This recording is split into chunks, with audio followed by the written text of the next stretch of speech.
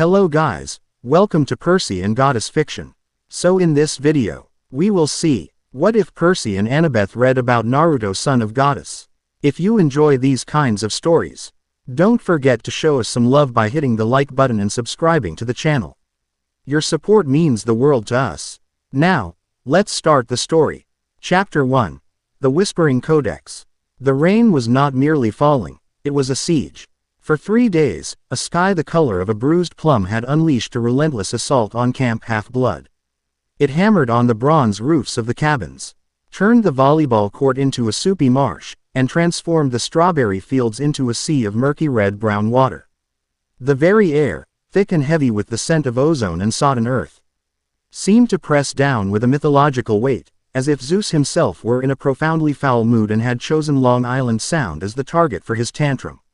Inside the cavernous mess hall, the eternal campfires hissed and spat, casting long, dancing shadows that seemed as restless as the campers they dwarfed.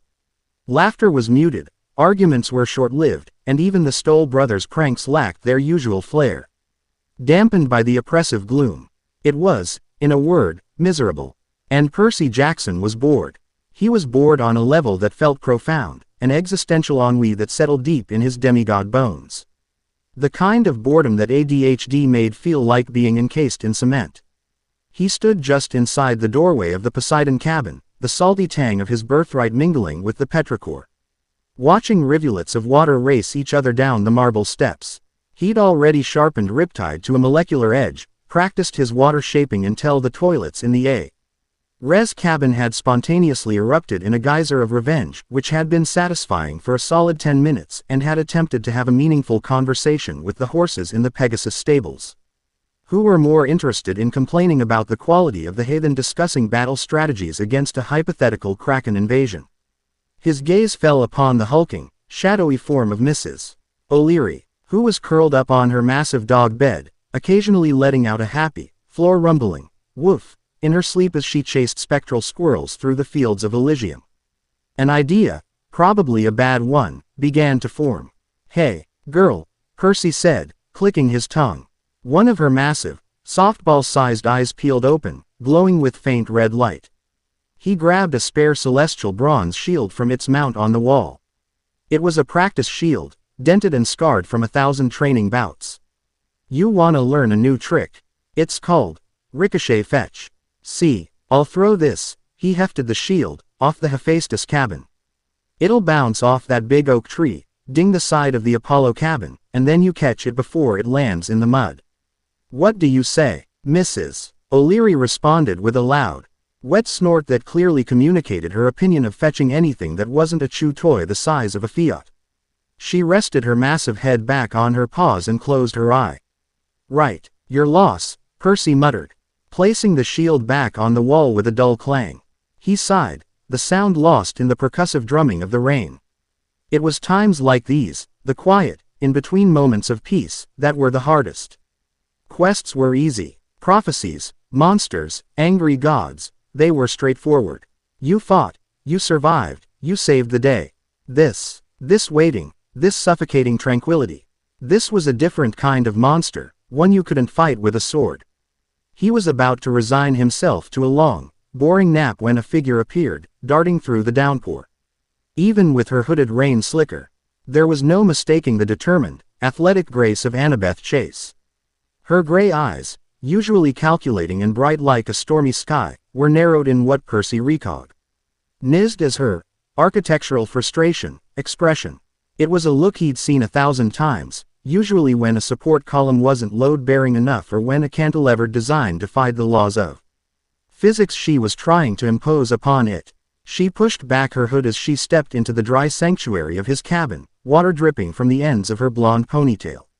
"I swear, the caryatids on the original Parthenon were either held up by magic or the ancient Greeks were lying about the tensile strength of Parian marble," she announced without preamble, shaking her head.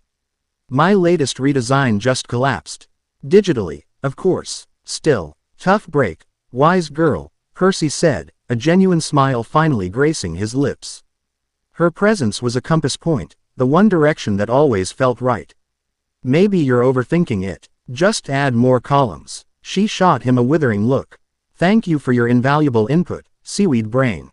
I'll be sure to add more columns to my structural notes. She paced the length of the cabin, the restless energy pouring off her a stark contrast to the lethargy he'd been feeling. I can't focus. The rain, the noise, my brain is just static. I needed to do something physical, something organizational, to clear my head. So you ran through a hurricane to come complain to me. I'm flattered. No, she said, stopping her pacing. A new light had entered her eyes, a spark of pure, unadulterated curiosity that Percy knew was far more dangerous than any monster. I started reorganizing the archives in my cabin. The really old stuff. Scrolls from Alexandria, tactical manuals written on vellum, treatises on Grecian urns, you know, the usual. The fun stuff, Percy deadpanned. She ignored him, her voice dropping slightly. And I found something. In the back, tucked away behind a first edition Homer, there was a book. A codex, really, bound in some kind of dark leather I didn't recognize. No tooling, no title, no seams. It felt old, older than it should. Percy raised an eyebrow. A magic book. Did you open it? Is it going to eat our souls? I tried. It wouldn't open. There was no latch, no lock, nothing. But when I touched it, she trailed off, holding out her hand as if she could still feel it. It was warm. It felt like it was waiting. There was power thrumming inside it, Percy. Not Greek magic, not Roman.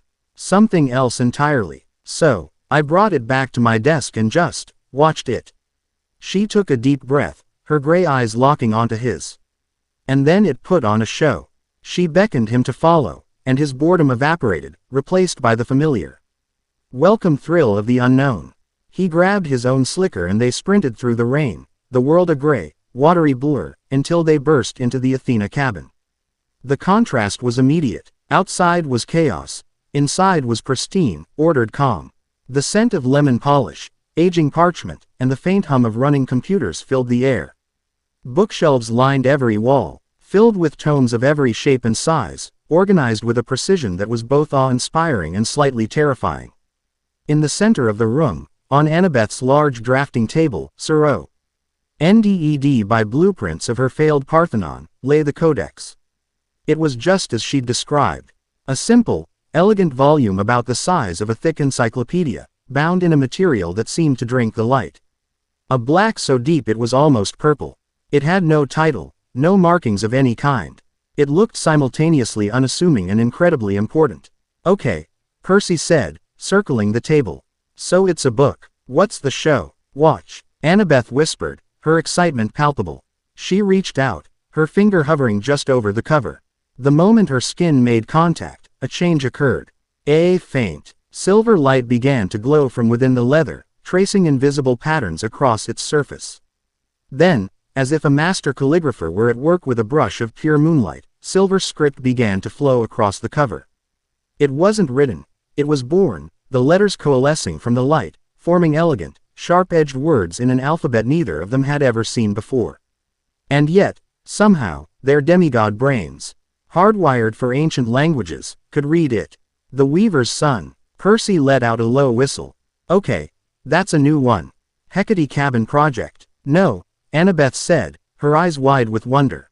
The magic feels different, wilder, more fundamental. Look. As they watched, the book opened of its own accord, its pages turning with a soft rustle, though there was no breeze.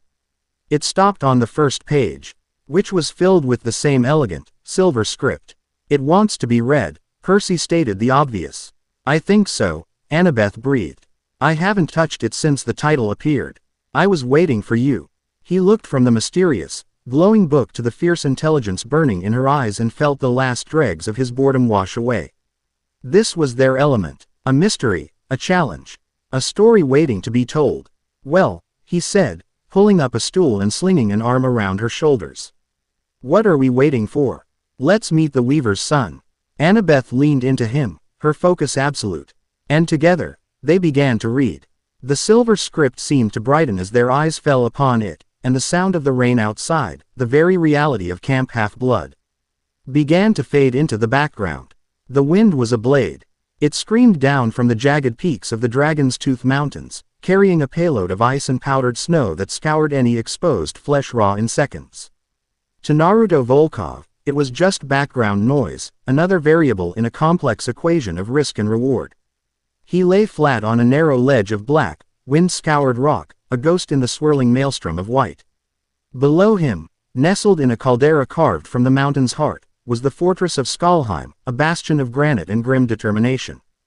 It was a monument to the stubborn, unyielding nature of the Ostengardian people who had built it. Tonight, it was his target. He adjusted the simple gray cowl that covered his head, the fabric woven with etheric thread. That deadened his heat signature and blurred his form to any casual observer. The cold was a physical presence, a pressure on his bones, but he paid it no mind. His focus was singular, narrowed to the task at hand. His breathing was a slow, controlled rhythm, each exhalation a small, temporary cloud in the frigid air.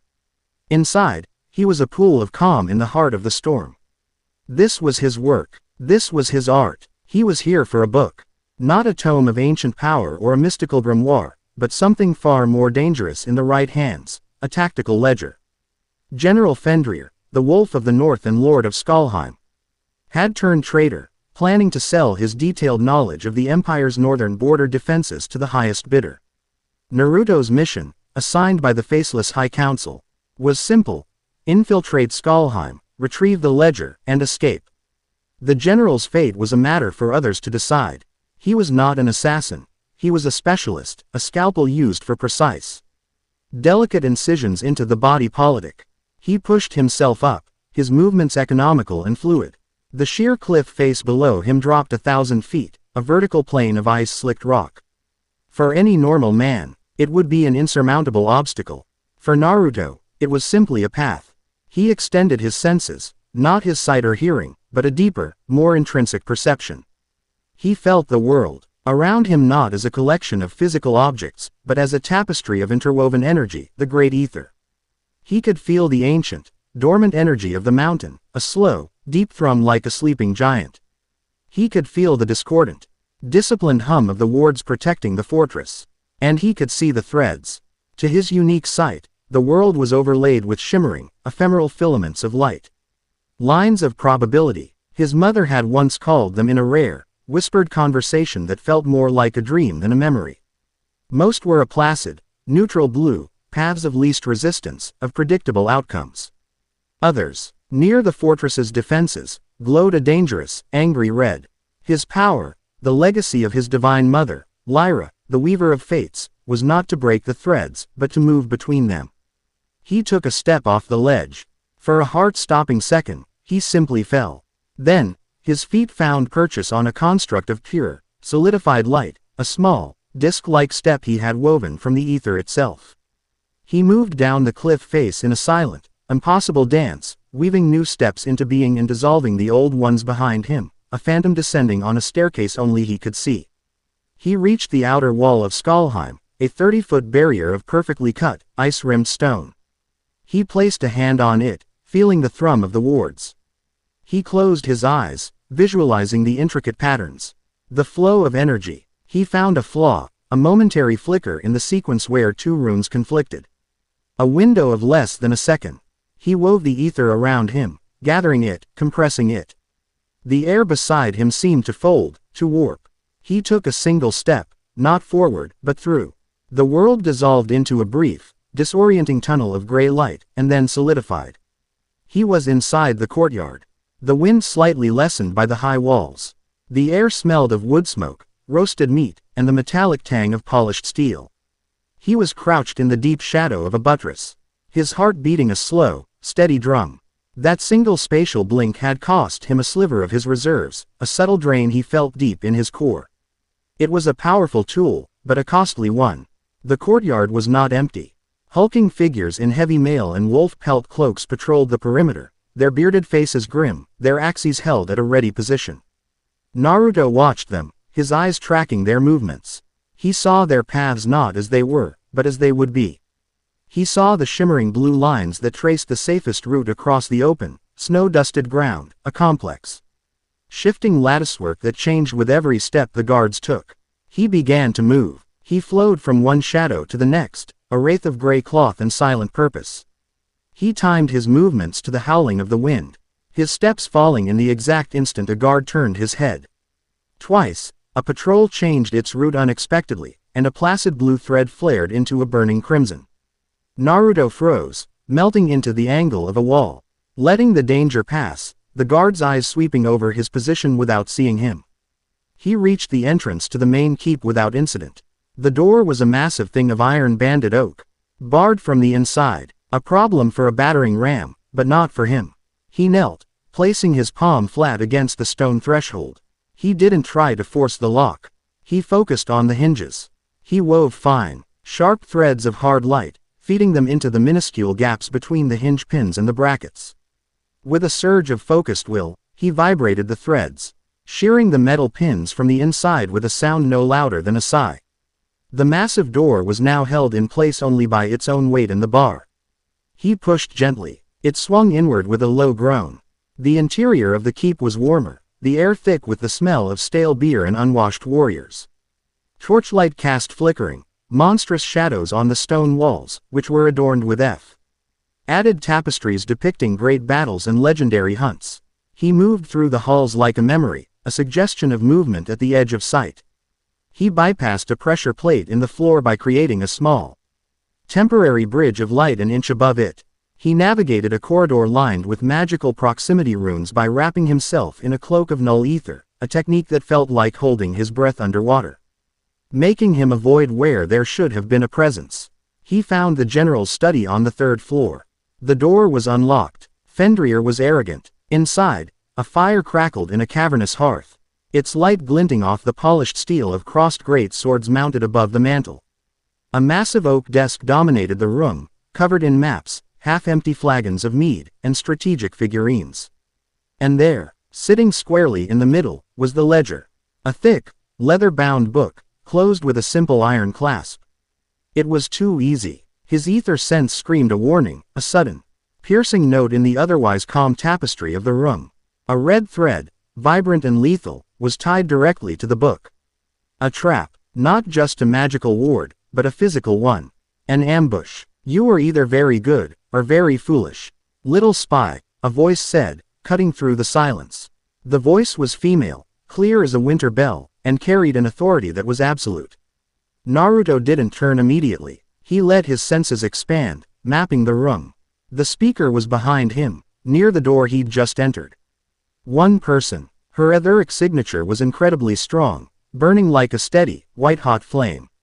A warrior. A powerful one. He slowly straightened up, his hands held loosely at his sides, away from the combat knives sheathed at the small of his back or the short spear strapped across his torso. He turned. She stood framed in the doorway, a vision of the frozen north. She was tall, clad in exquisitely crafted steel plate armor that seemed to flow over her powerful frame. A heavy, white wolf pelt cloak was clasped at her shoulders. Her face was stern and beautiful, framed by a cascade of platinum blonde hair braided with silver rings. But it was her eyes that held him. They were the color of a glacial ice field, and they watched him with a mixture of cold fury and calculating assessment. In one gauntleted hand, she held a greatsword that was almost as tall as she was, its tip resting lightly on the stone floor. This was no mere guard. The bearing, the armor, the sheer force of her presence, it screamed royalty. Princess Kalen Ironhand, Naruto stated, his voice a low, even murmur. He'd studied the key figures of Ostangard. The heir to the Iron Throne was unmistakable. You know who I am, she said, her voice laced with frost. That will not save you. You are a long way from the decadent South, Imperial dog. Why are you here? To aid this traitor in his dishonor. My business is with the general, not the Empire, Naruto replied calmly, his eyes icking from her to the ledger and back again. He needed to control the tempo of this encounter. And I find his actions as dishonorable as you do, princess. Words are cheap, Kalen sneered, taking a step into the room. The torchlight gleamed on her sword as she raised it. Ostangard deals with its own traitors. You will not interfere. Surrender the ledger and I may grant you a swift death. Naruto allowed a small, humorless smile to touch his lips. I have my orders, princess. And they don't include dying in a frozen wasteland. No offense. Her eyes narrowed. None taken. It is not a wasteland. It is my home. And then she moved. She didn't charge. She exploded. One moment she was by the door, the next she was upon him, her greatsword a blur of silver death, scything through the air. With a sound like a tearing sheet of metal, Naruto didn't backpedal, he flowed. He shifted his weight, his body moving with a preternatural grace, the edge of the massive blade passing a fraction of an inch from his throat. He saw the probability line of her attack, a thick crimson arc, and simply moved to a space it did not occupy. He drew his own weapon, the short spear, from his back in a single, fluid motion. It was a humble weapon compared to her magnificent blade, a simple shaft of hardened ash with a wicked, leaf-shaped celestial bronze tip. He used the butt of the spear to deflect the momentum of her follow-up swing. The impact jarring his arm. She was impossibly strong. The study became a whirlwind of violence. Kalen was a force of nature, a blizzard of steel and fury. Every wing of her sword carried enough force to shatter stone. She fought with disciplined, aggressive ferocity, aiming to overwhelm, to crush. Naruto, in contrast, was like water. He yielded, he redirected, he flowed around her attacks. His movements were a defensive masterpiece, a dance of pure efficiency. He used his spear to parry, to deflect, to keep the monstrous blade at bay, his ether sense giving him the crucial split second of warning he needed to react. You fight like a coward. Kalen snarled, pressing her attack. Hiding behind your tricks. You fight with wasted energy, Naruto countered, his voice steady. Betraying none of the strain he felt. He spun inside her guard, the tip of his spear tracing a silver line across her breastplate, leaving a shallow scratch. Power is nothing without precision. The insult found its mark. She roared, a true northern battle cry, and her next attack was a wild, two-handed downward chop meant to cleave him in two. Naruto didn't dodge. He planted his feet, spun his spear, and met the blow. For an instant, the two weapons locked, steel against bronze-tipped ash. The strain was immense. Kalen's sheer physical power was phenomenal. But Naruto wasn't relying on his strength alone. He channeled a pulse of pure ether through his spear, a concussive blast of light and force that erupted at the point of impact. The resulting shockwave sent them both stumbling back. Kalen grunted, shaking her head to clear it. Naruto used the opening. He wasn't aiming for her. He lunged past her, towards the desk. His hand snatched the ledger. At the same instant, the door to the study burst open. General Fenrir stood there, his face a mask of shock and fury, flanked by a dozen of his personal guard. What is the meaning of this? Kill them both. Kalen didn't hesitate. Her brief moment of disorientation was gone. Seeing the new threat, the greater threat, she spun on her heel. Naruto, seeing the same probability lines she couldn't, mirrored her movement. Without a word passing between them, the two adversaries, the spy and the princess, fell into a defensive position, back to back in the center of the room, surrounded. Give me the book, Imperial, Kalen commanded. Her voice a low growl, her eyes fixed on the advancing guards. Later, Naruto replied, his spear held ready. Let's not die first. A flicker of something, annoyance, amusement, respect, crossed her face. Agreed. What followed was not a duel, but a slaughter. They were two completely different instruments playing a perfect, deadly harmony.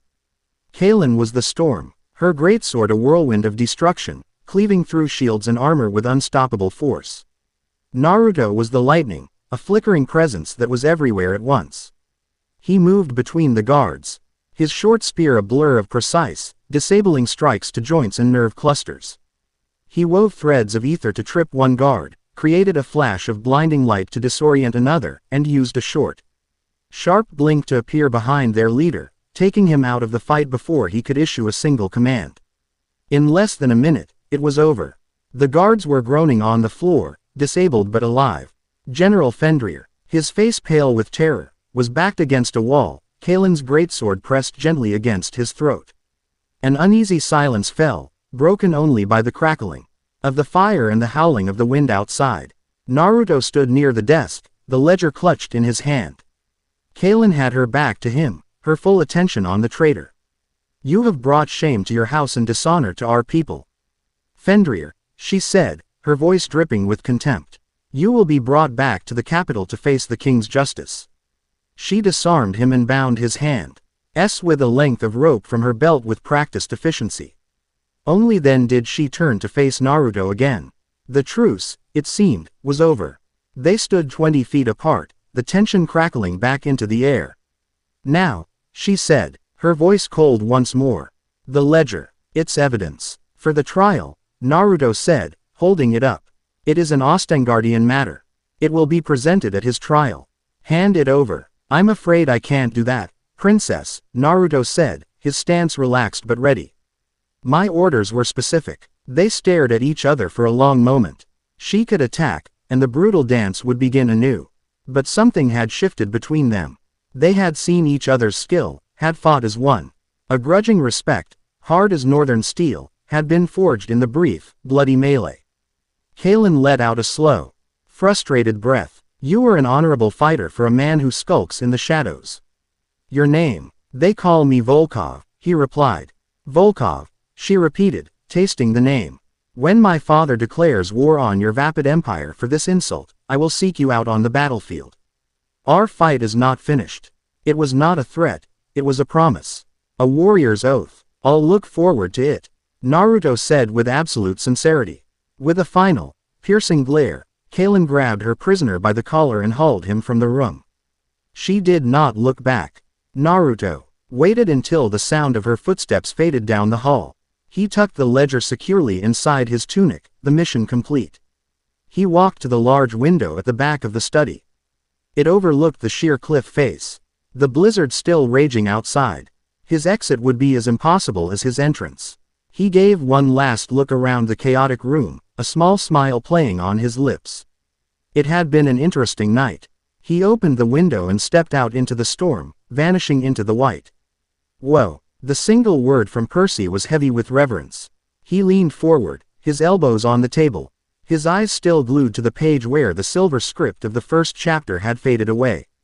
Okay, she is way cooler than Clarice. No offense to Clarice, she's like Reina, but with a giant sword and a bad attitude. A really cool bad attitude. Annabeth was quiet, her finger tracing the edge of the now dormant book. Her mind was racing, deconstructing, analyzing. Percy saw the action. She saw the architecture beneath it. He's incredible, she murmured, more to herself than to him. Did you see how he fought? How they both fought? Yeah, she was all Raargh, and he was all swoosh, swoosh, poke, Percy said, making wild gestures with his hands. No, Percy, it was more than that, she said, her gray eyes locking onto his, burning with intellectual fire. She fights with geometry, lines of force, arcs of power. She imposes her will on the space around her. But him, he fights with topology. He doesn't care about the lines, he cares about the space between the lines. He wasn't trying to beat her in the duel. He was trying to control the engagement. He was guiding her, forcing a draw. He knew a direct confrontation was a waste of energy when his objective was the ledger. He only showed his hand when the guards showed up. Percy blinked, processing her rapid-fire analysis. So, he's a strategic ninja ghost. Got it. Annabeth let out a small laugh. Something like that. And his magic, this ether weaving, it's not like Hecate's. It's not about incantations or rituals. It feels more fundamental. Like physics. He's manipulating the source code of their reality. They fell silent for a moment. The only sound the gentle drumming of the rain, which had finally lessened its assault to a mere drizzle. The gloom outside seemed less oppressive now. The world of Skolheim had been so vivid, so intense, that returning to the relative quiet of the cabin felt like surfacing from a deep dive. So what do you think? Percy asked. What is this thing? I don't know, Annabeth admitted. Her gaze filled with wonder. A history, a myth from a world we've never heard of. But it feels real. As she spoke, the codex stirred. A faint silver light began to glow from the next page. New words were flowing into existence, forming the title of the second chapter. Percy and Annabeth leaned in, their reflections captured on the smooth, dark leather of the cover. Hey, Arcee's initial boredom was a distant memory, replaced by a hunger for the next part of the story. Annabeth's frustration was gone, her mind consumed by a mystery grander than any architectural problem. They had a shared purpose. They looked at each other, a silent question passing between them. The answer was obvious. Without another word, they turned their attention back to the book and continued to read. Chapter 1 End. Chapter 2. The Argent Gambit. The Athena cabin was an island of quiet intensity amidst the sleeping camp. Outside, the great siege of rain had finally broken, leaving Bahine. The world washed clean and glistening under the faint, pre-dawn light of a rising moon. The air that drifted through the open window was cool and crisp, carrying the scent of wet pine and damp earth. A welcome respite from the oppressive humidity of the past few days. Inside, however, the storm had merely changed its nature. It had moved from the sky into the minds of two demigods. Scrolls of ancient battles and architectural treatises lay unceremoniously pushed to the corners of the large drafting table, making way for the singular object of their focus, the codex.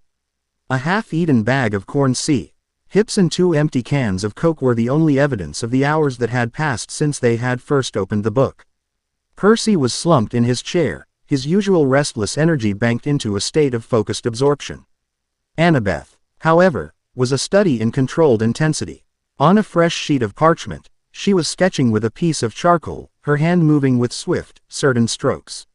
It was not a building this time, but a map, based on the descriptions of the wind, the mountain ranges, and the strategic placement of Skolheim. She was extrapolating the geography of northern Ostangard. Lines became borders, smudges became forests, and sharply annotated notes in flowing ancient Greek speculated on trade routes and potential weaknesses in the fortress's location. The river access is their weak point, she murmured, tapping the charcoal to a faint line she'd drawn at the base of the mountains.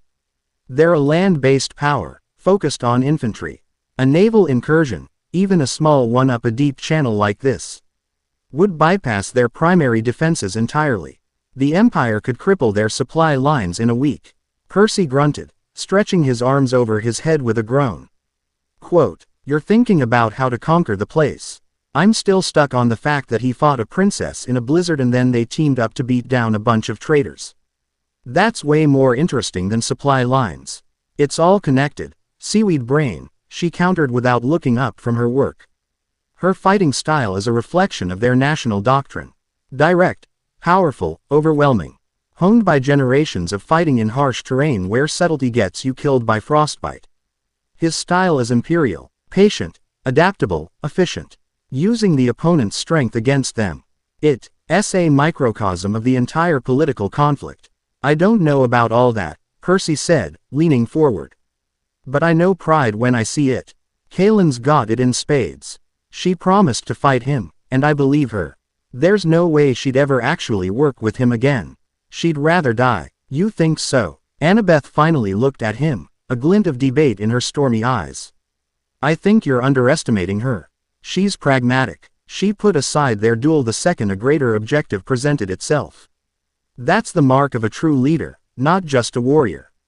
As they spoke, the codex, lying between them, seemed to respond. The smooth, dark leather pulsed with a faint, internal warmth, a comforting heat against the cool night air. The silver script of the faded first chapter title shimmered, the sharp, aggressive letters that spelled out Kaelin's name seeming to glint with a colder light for an instant before fading completely. It was an active participant in their conversation, a silent third party with a story to tell. Whatever, Percy conceded, his gaze drawn back to the book. I just want to see what happens next. Is he going back to the Empire? Does he get a medal? Does he have to fill out a ton of paperwork? That's always the worst part of quests. Annabeth smiled. A genuine, brilliant thing. There's only one way to find out. She carefully set her charcoal stick down, her map of Ostangard forgotten for the moment. Together, they leaned over the codex as the silver script for the second chapter title flowed into existence, its letters more curved and intricate than the last. Like the workings of a complex machine. The transition was a sensory shock. One moment, Naruto was breathing the clean, razor-thin air of the Dragon's Tooth Mountains. The next, he was inhaling a lungful of air thick with the competing smells of coal smoke, hot metal, and ozone. The world of stone and ice, of primal honor and brutal simplicity, had dissolved, replaced by a symphony of controlled, industrial chaos. He stood on a high platform, looking out over the city-state of Argent, It was a city that did not grow, but was built, a monument to logic and ambition. Towers of brass and iron, stained verdigris and rust red, clawed at the perpetually overcast sky, their peaks lost in the gray-brown smog coughed out by 1,000 smokestacks. Instead of streets, canyons of riveted meat. Tall and grimy glass wound through the urban landscape. Great clockwork gears, some hundreds of feet in diameter, turned slowly as part of some city-spanning mechanism, their deep, grinding groan the city's heartbeat. Pneumatic tubes, like the arteries of some metallic beast, crisscrossed the sky, shuttling message canisters between the towers, while articulated brass sky trams clattered along suspended rails. Their bells echoing in the dense air. On the streets below, clockwork automatons, powered by steam and humming with contained energy, swept the cobblestones with methodical, inhuman précision.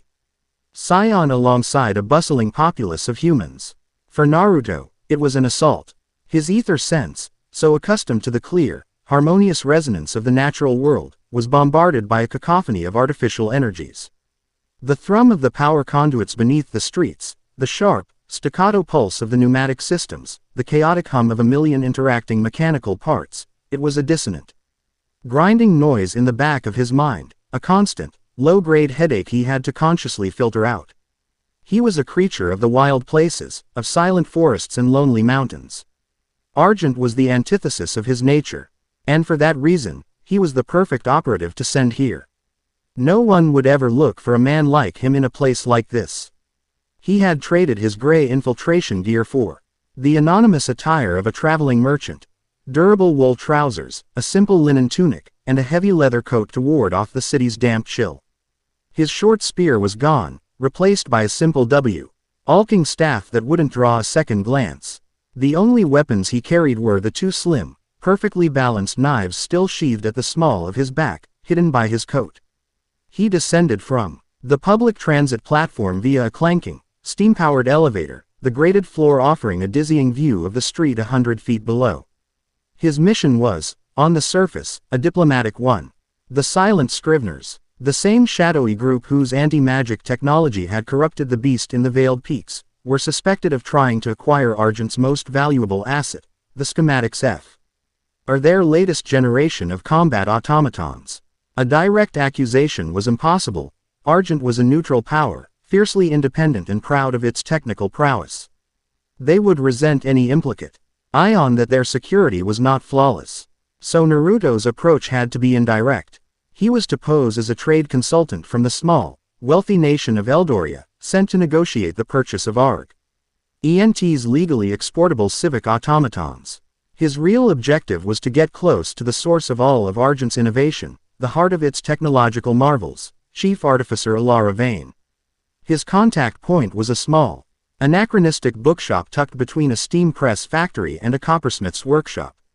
The sign above the door, the inked scroll, was hand-painted, a stark contrast to the riveted metal signs of its neighbors. Inside, the industrial noise of the city was muted, replaced by the hallowed silence and the comforting smell of old paper and leather binding.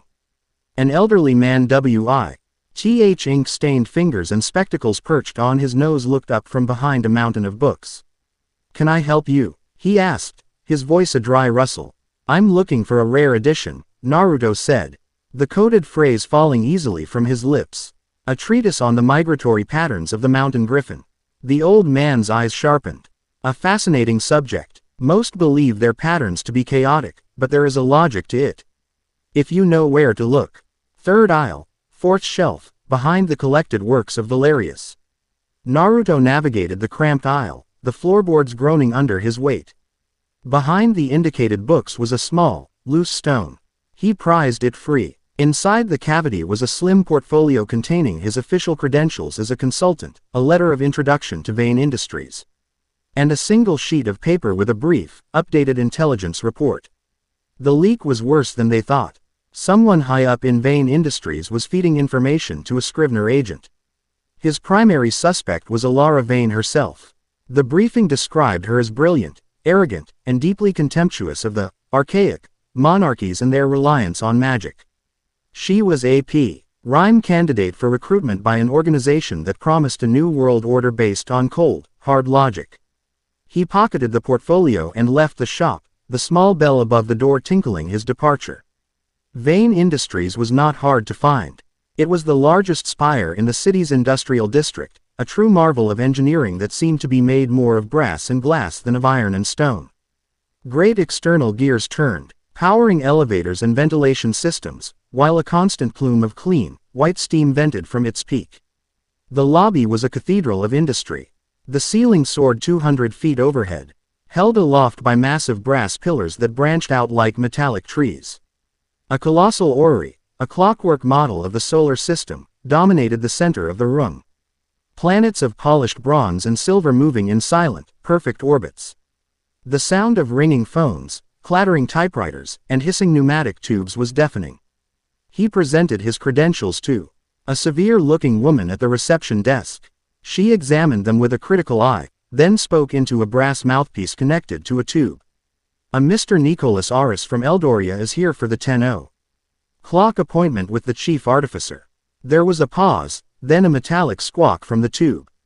"Very good. She will see you. Take the primary lift to the zenith level." The primary lift was a gilded cage of brass filigree, operated by a steam-powered winch that pulled it up the central shaft of the tower at a nauseating speed.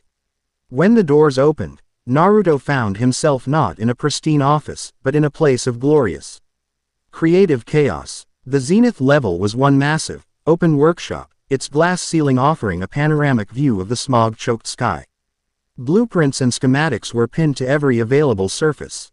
Half-finished automatons stood silent and still, their inner workings of gears and pistons exposed. Workbenches were littered with tools, copper wire, glass vacuum tubes, and strange, intricate devices whose purpose he couldn't begin to guess. The air smelled sharply of lubricating oil and hot metal, and in the center of it all, a woman was shouting at a three-legged, crab-like automaton that was trying, and failing, to solder a delicate-looking circuit board. "No, you tin-plated imbecile. The connection point is at a 47-degree angle. 47, not 48. Do you think thermal expansion coefficients are a suggestion?" She was of average height, with a lean, wiry frame clad in a grease-stained leather apron over a practical tunic and trousers. Her dark, curly hair was a chaotic mess, tied back haphazardly with a strip of leather, though several strands had escaped to frame a face that was sharp, intelligent, and currently contorted in a mask of extreme frustration. A pair of multi-lensed goggles were pushed up onto her forehead, and a prominent smudge of black grease adorned one sharp cheekbone. She looked less like the head of a multi-million guilder corporation and more like a mad inventor in the throes of a failed experiment. This had to be Alara Vane. She finally noticed Naruto standing there. She sighed, wiping her hands on an already filthy rag. "The Imperial representative, I presume. Here to marvel at our trinkets." Her voice was sharp, laced with a weary cynicism, and carried the clipped, precise accent of the Argent academic elite. "From Eldoria, actually," Naruto corrected calmly, using the cover identity's accent, a softer, more melodic cadence. "Nicholas Aris. It's a pleasure to meet you, Chief Artificer." "It's a pleasure I'm being forced to endure," she shot back, her dark eyes scanning him from head to toe in a dismissive, analytical sweep. "I was told to expect a trade delegation, not a single consultant. Is Eldoria's economy in such a state that they can only afford to send one man?" "Our king believes in efficiency," Naruto replied smoothly, refusing to be baited. "Why send a commit to do the work one qualified individual can accomplish? HMPH. A monarch who believes in efficiency. A novel concept." She turned her back on him, gesturing vaguely at the chaos of her workshop. "Well, you've seen it. This is where the magic happens, so to speak. Though we prefer to call it applied physics and precision engineering. It's far more reliable." The dismissal was clear. She NDED to give him a cursory tour and send him on his way. He needed a way in, a way to break through her wall of intellectual superiority. He let his gaze drift around the workshop, his ether sense cautiously extending, filtering through the industrial noise. He saw the energy signatures of a dozen different machines, but one burned brighter than all the others. In the center of the room was a massive, cylindrical device encased in a lattice of copper and glass. It hummed with immense, contained power. A prototype power core, and something about its energy field was wrong. He walked towards it, ignoring her pointed sigh of annoyance. The hum grew louder as he approached, a deep, resonant thrum he could feel in his teeth. To his senses, the steady blue glow of its etheric field had a flicker, a subtle, discordant pulse. Like a single off-key instrument in an otherwise perfect orchestra. Her instruments, marvels of engineering though they were, could likely only measure the output, the volume. He could perceive the quality, the harmony, of the energy itself. That is the new MKIV Chromium Power Core, Alara said from behind him, her voice laced with a mixture of pride and impatience. It will power this entire city for a year on a single ounce of refined chromium. Its energy output is perfectly stable, and it is most definitely not for sale. Remarkable, Naruto said, his eyes tracing the copper conduits that snaked across its surface. He didn't look at her. He looked at the core. He had his gambit. A question, Artificer. Your oscillation dampeners, are they calibrated for a purely sinusoidal wave pattern? Or a controlled chaotic one? There was a sudden, dead silence. He had her attention. He could feel her sharp gaze on his back. The question was a carefully constructed piece of bait. It used her technical language, but it was based on an observation she couldn't possibly have made with her own tools. They are calibrated for a standard sinusoidal pattern, of course, she said slowly. Her tone shifting from dismissive to wary. A chaotic wave would be impossible to stabilize. Of course, Naruto agreed, turning to face her. But the energy flow, it feels dissonant. As if it's pushing against the sinusoidal confinement. Almost like it wants to be chaotic. He tapped a finger against his temple. Call it a consultant's intuition. Alara stared at him, her mouth a thin line. Her mind, clearly, was racing. An intuition, from a pampered foreign merchant. It was absurd. And yet, the question he'd asked was so specific, so arcane, that it couldn't be a lucky guess. He had bypassed her defenses and spoken to the engineer beneath the cynic. Unit 7, she barked at one of the smaller automatons. Run a full-spectrum resonance diagnostic on the MKIV core. Focus on harmonic decay in the primary stabilizers. And I want the results in real time, not in your blasted summary report. The automaton's single lens glowed, and it began interfacing with the core's control panel. A large screen flickered to life, displaying cascading lines of data and complex waveforms. For a full minute, Alara watched the screen, her expression unreadable. Then, her eyes widened almost imperceptibly. A tiny, almost invisible flicker appeared in the otherwise perfect sine wave on the screen. By the great cog, she whispered. A harmonic ghost. A resonance cascade at the subatomic level. It would have taken our standard diagnostics months to detect it. By which time, she trailed off, looking at the massive core with a new, horrified respect. It would have breached containment. Violently, she turned her gaze back to Naruto. The dismissiveness was gone, replaced by a sharp, penetrating curiosity. That was not an intuition, Mr. Aris. Who are you? Before Naruto could answer, a klaxon began to blare, a deep, jarring alarm that echoed through the entire tower. Red lights began to flash, bathing the workshop in an infernal glow. What now? Alara groaned, running a hand through her already messy hair. She stalked over to a communications panel. Report. A panicked voice squawked from the speaker. Chief Artificer. It's the Grand Cogitator. A full system cascade. All safety protocols are failing. It's going into critical meltdown. Alara's face went pale under the grease smudge. That's impossible, she breathed. But the shudder that ran through the very foundations of the tower told her it was very, very possible. The Grand Cogitator was not just a machine, it was the city's heart, its brain, and its central nervous system. It regulated everything, from the atmospheric processors that made the air breathable to the pressure in the steam conduits. If it went, it wouldn't just be a power outage. It would be an extinction-level event. Come on, she yelled at Naruto, already sprinting for the lift. Unless you want to be vaporized, you're now my temporary, unqualified, and highly suspicious assistant. Naruto didn't need to be told twice.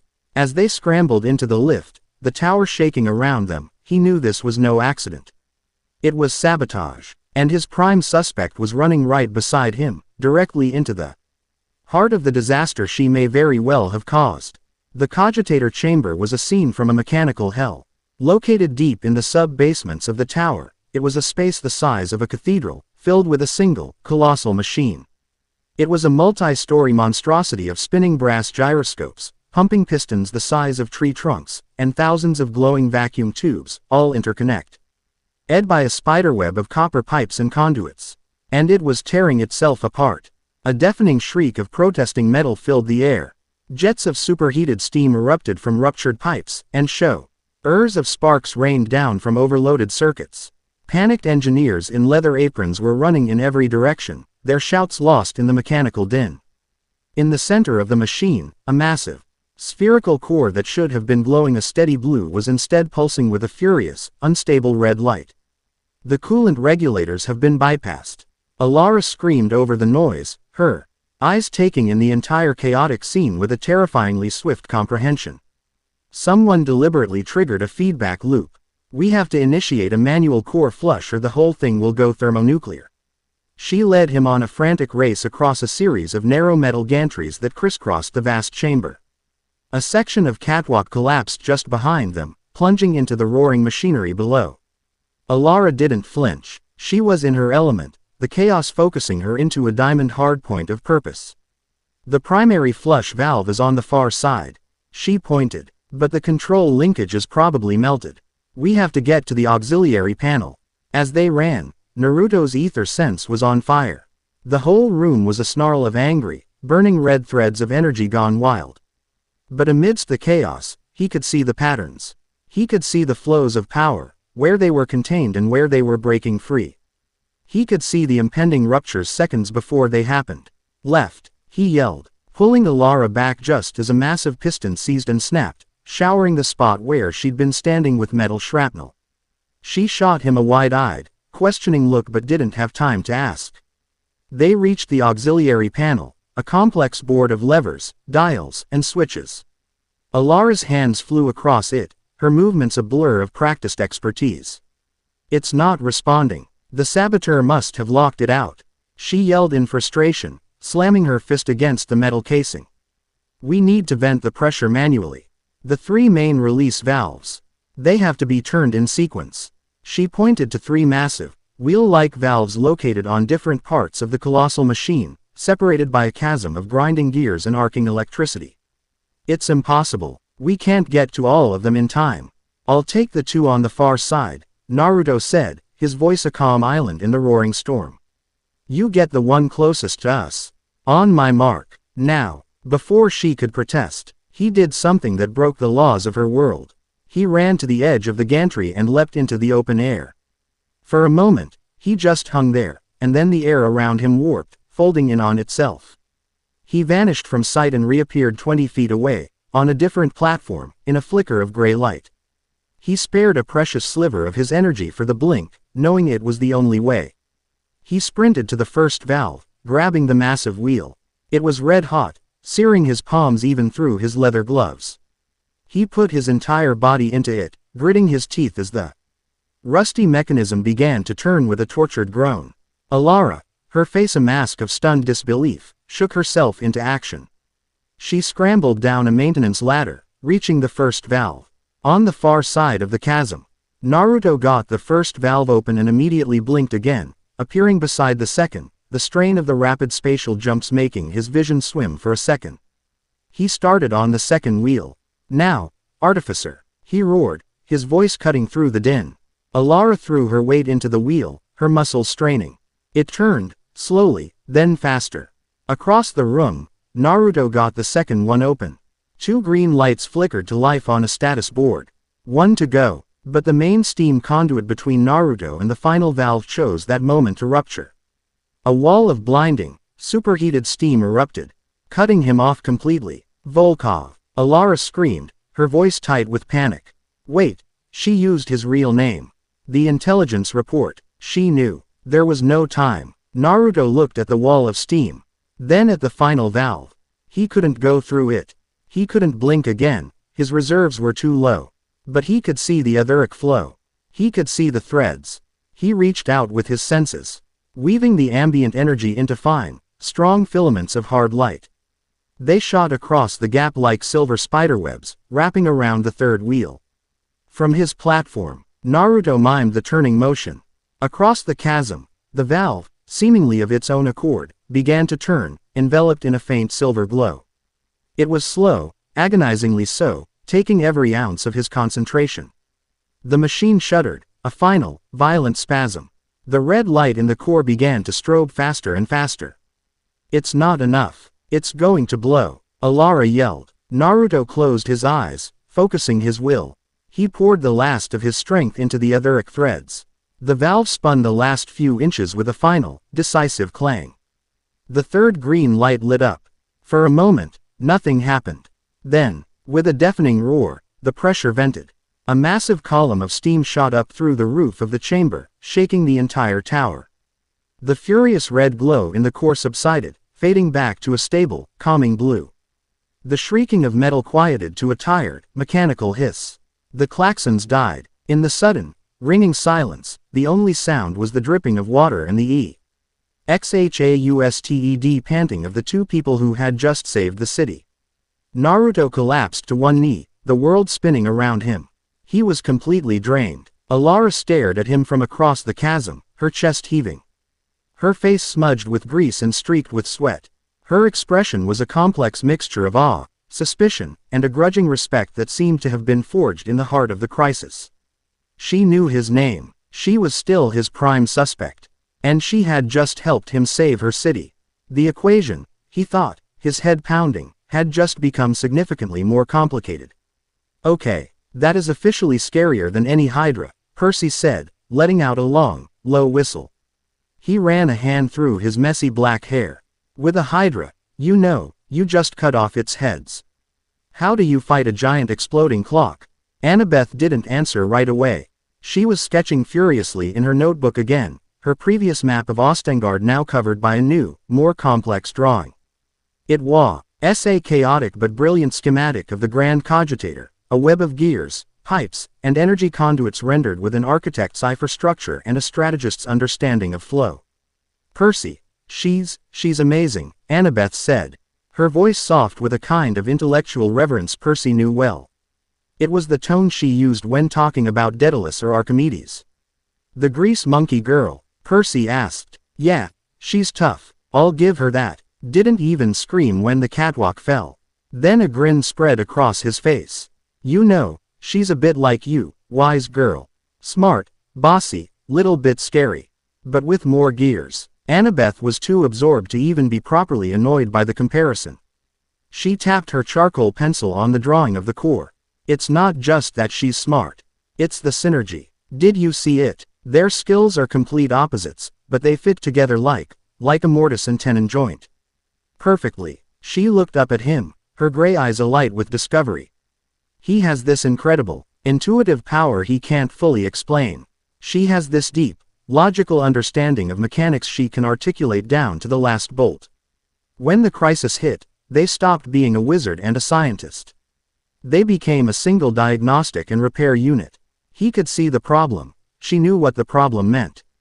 He could perform the impossible action. She knew which impossible action was needed. She pointed to a section of her drawing. My whole life, I've studied the old world. Structures, strategies, myths. They were built on a blend of perfect mathematics and artistic intuition. The Greeks didn't just build the Parthenon with calculations, they built it with their eyes, with a sense of proportion and beauty. This is the same thing, just new. He's not using his magic on the machine. He's using it to understand the machine. It's a new kind of sense. Percy looked from Annabeth's passionate face to the glowing book. She wasn't just reading a story, she was discovering a new philosophy. The world of Ethelgard, with its clashing systems of magic and technology, was a perfect microcosm of her own brilliant mind, which constantly sought to reconcile the mythical with the logical.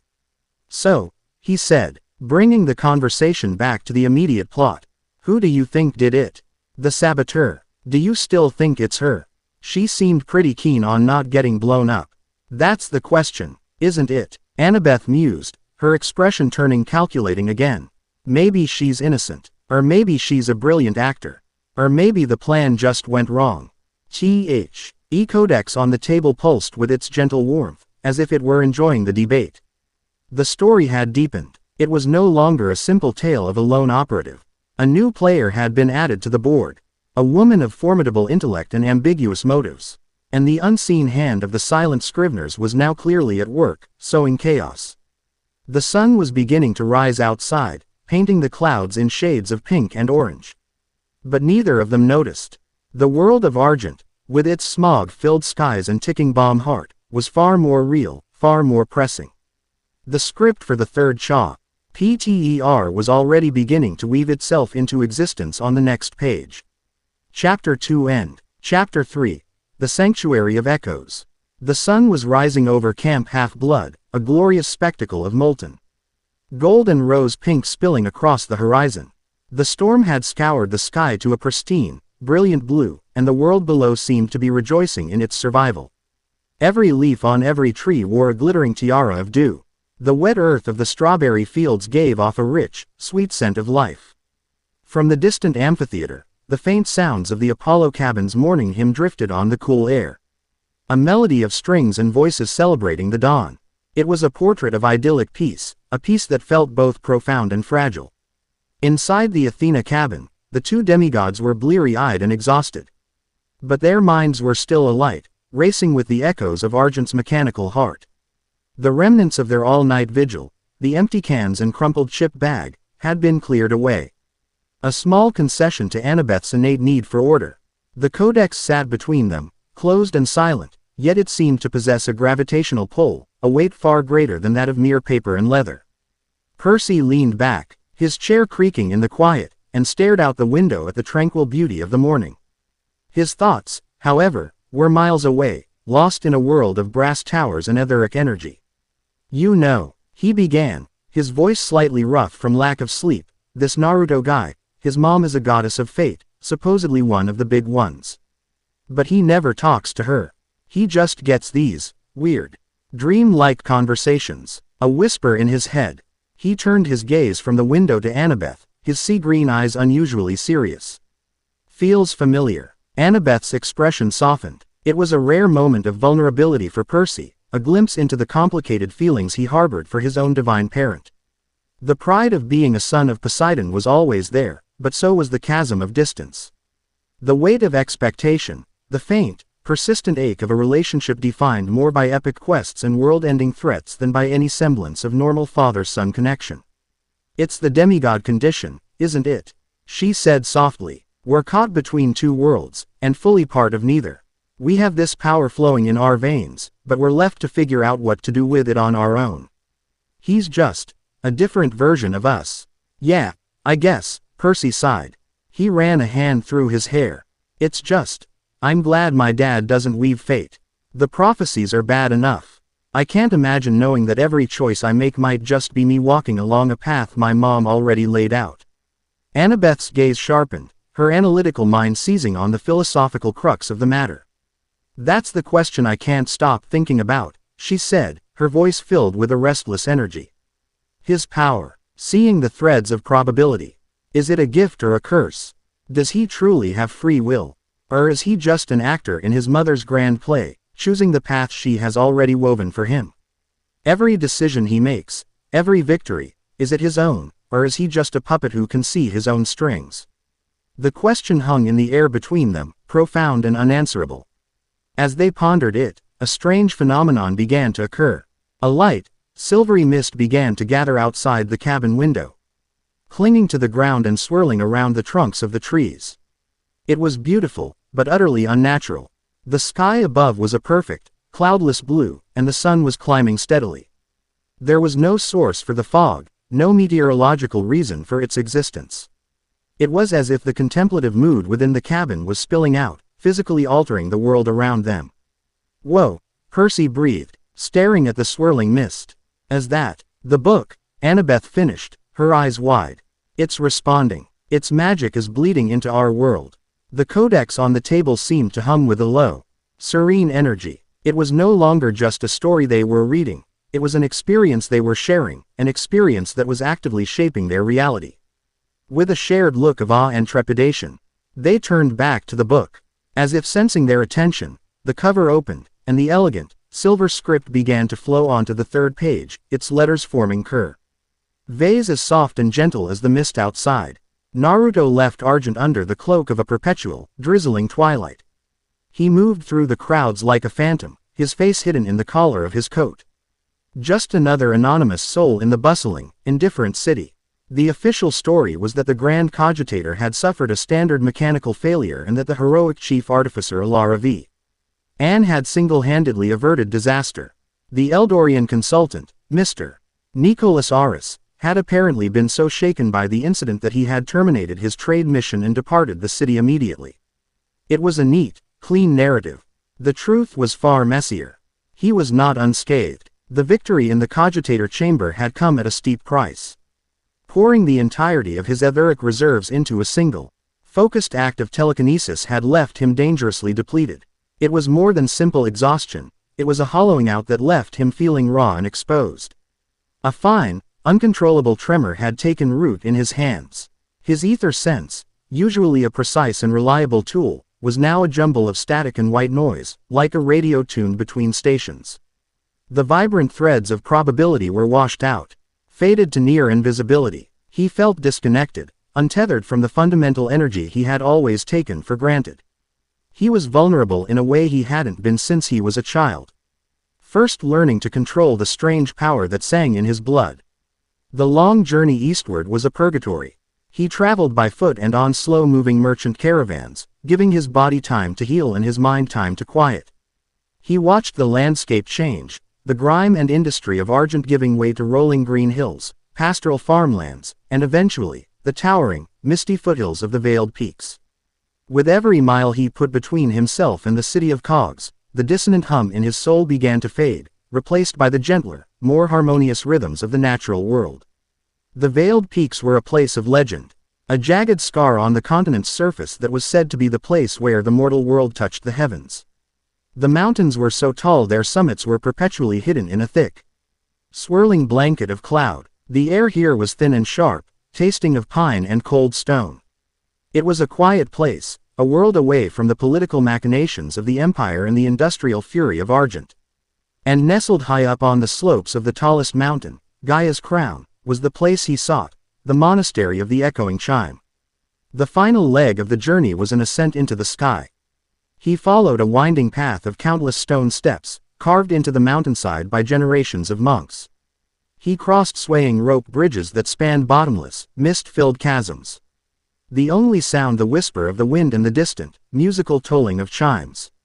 The monastery was not a single, grand structure, but a series of serene, interconnected pavilions with gracefully curved roofs. Built in perfect harmony with the mountain itself. Some clung to sheer cliff faces, others were nestled in sheltered valleys. It was a place that did not seek to conquer the mountain, but to become a part of it. As he reached the final step, passing under a simple wooden gate, a sense of profound peace settled over him. The constant, thrumming anxiety that had plagued him since Argent began to recede. The air here was different, suffused with a placid, calming energy.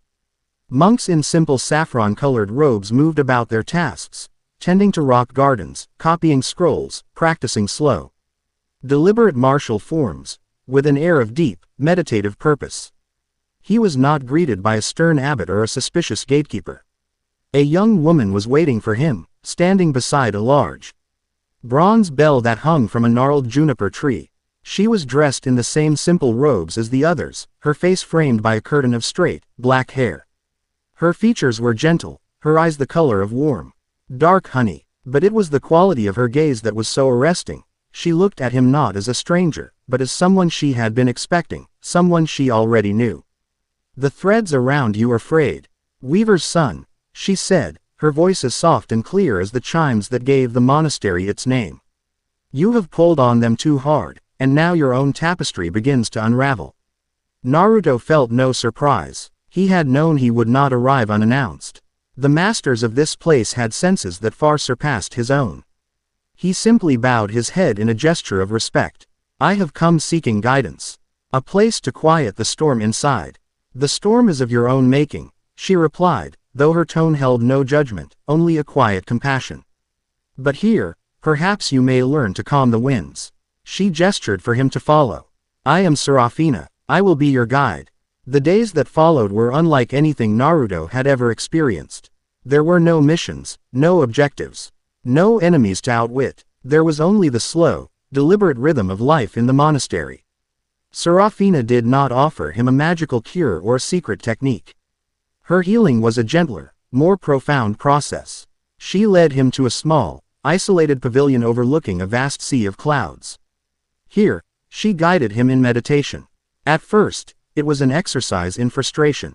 His mind, so accustomed to strategic thinking and constant vigilance, refused to be still. The static of his damaged ether sense was a constant distraction. "You are trying to command the silence," Serafina told him during one session. Her voice a gentle anchor in his mental chaos. "You cannot. You can only listen for it. It is already there, beneath the noise. Stop fighting the current of the river. Simply let it carry you." Slowly, painstakingly, he began to understand. He stopped trying to force his ether into submission. He stopped trying to repair his senses. He simply sat, and breathed, and listened. He listened to the wind in the chimes, the call of a hawk circling in the updrafts, the beating of his own heart. And in the space between those sounds, he began to feel it, the great silence, fundamental stillness of the ether in its purest form. His own frayed energy, drawn to that harmony, began to calm, to realign itself. The tremor in his hands lessened, then vanished. Their conversations were as much a part of the healing as the meditation.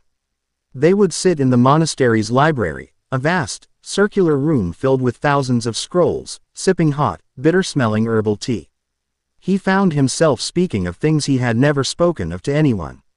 He spoke of the loneliness of his power, of the burden of seeing the paths of others so clearly while his own remained shrouded in uncertainty.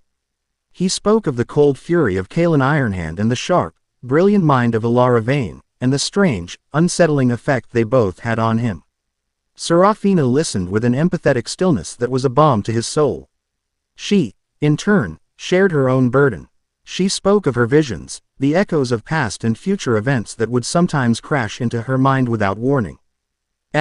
He described the pain of seeing a tragedy that was yet to come, of being a helpless witness to a future she could not always change. "You and I are not so different, Naruto Volkov," she said one evening. As they watched the setting sun turn the sea of clouds into a breathtaking vista of orange and purple. "We are both given glimpses of the great tapestry. You see the threads of what might be.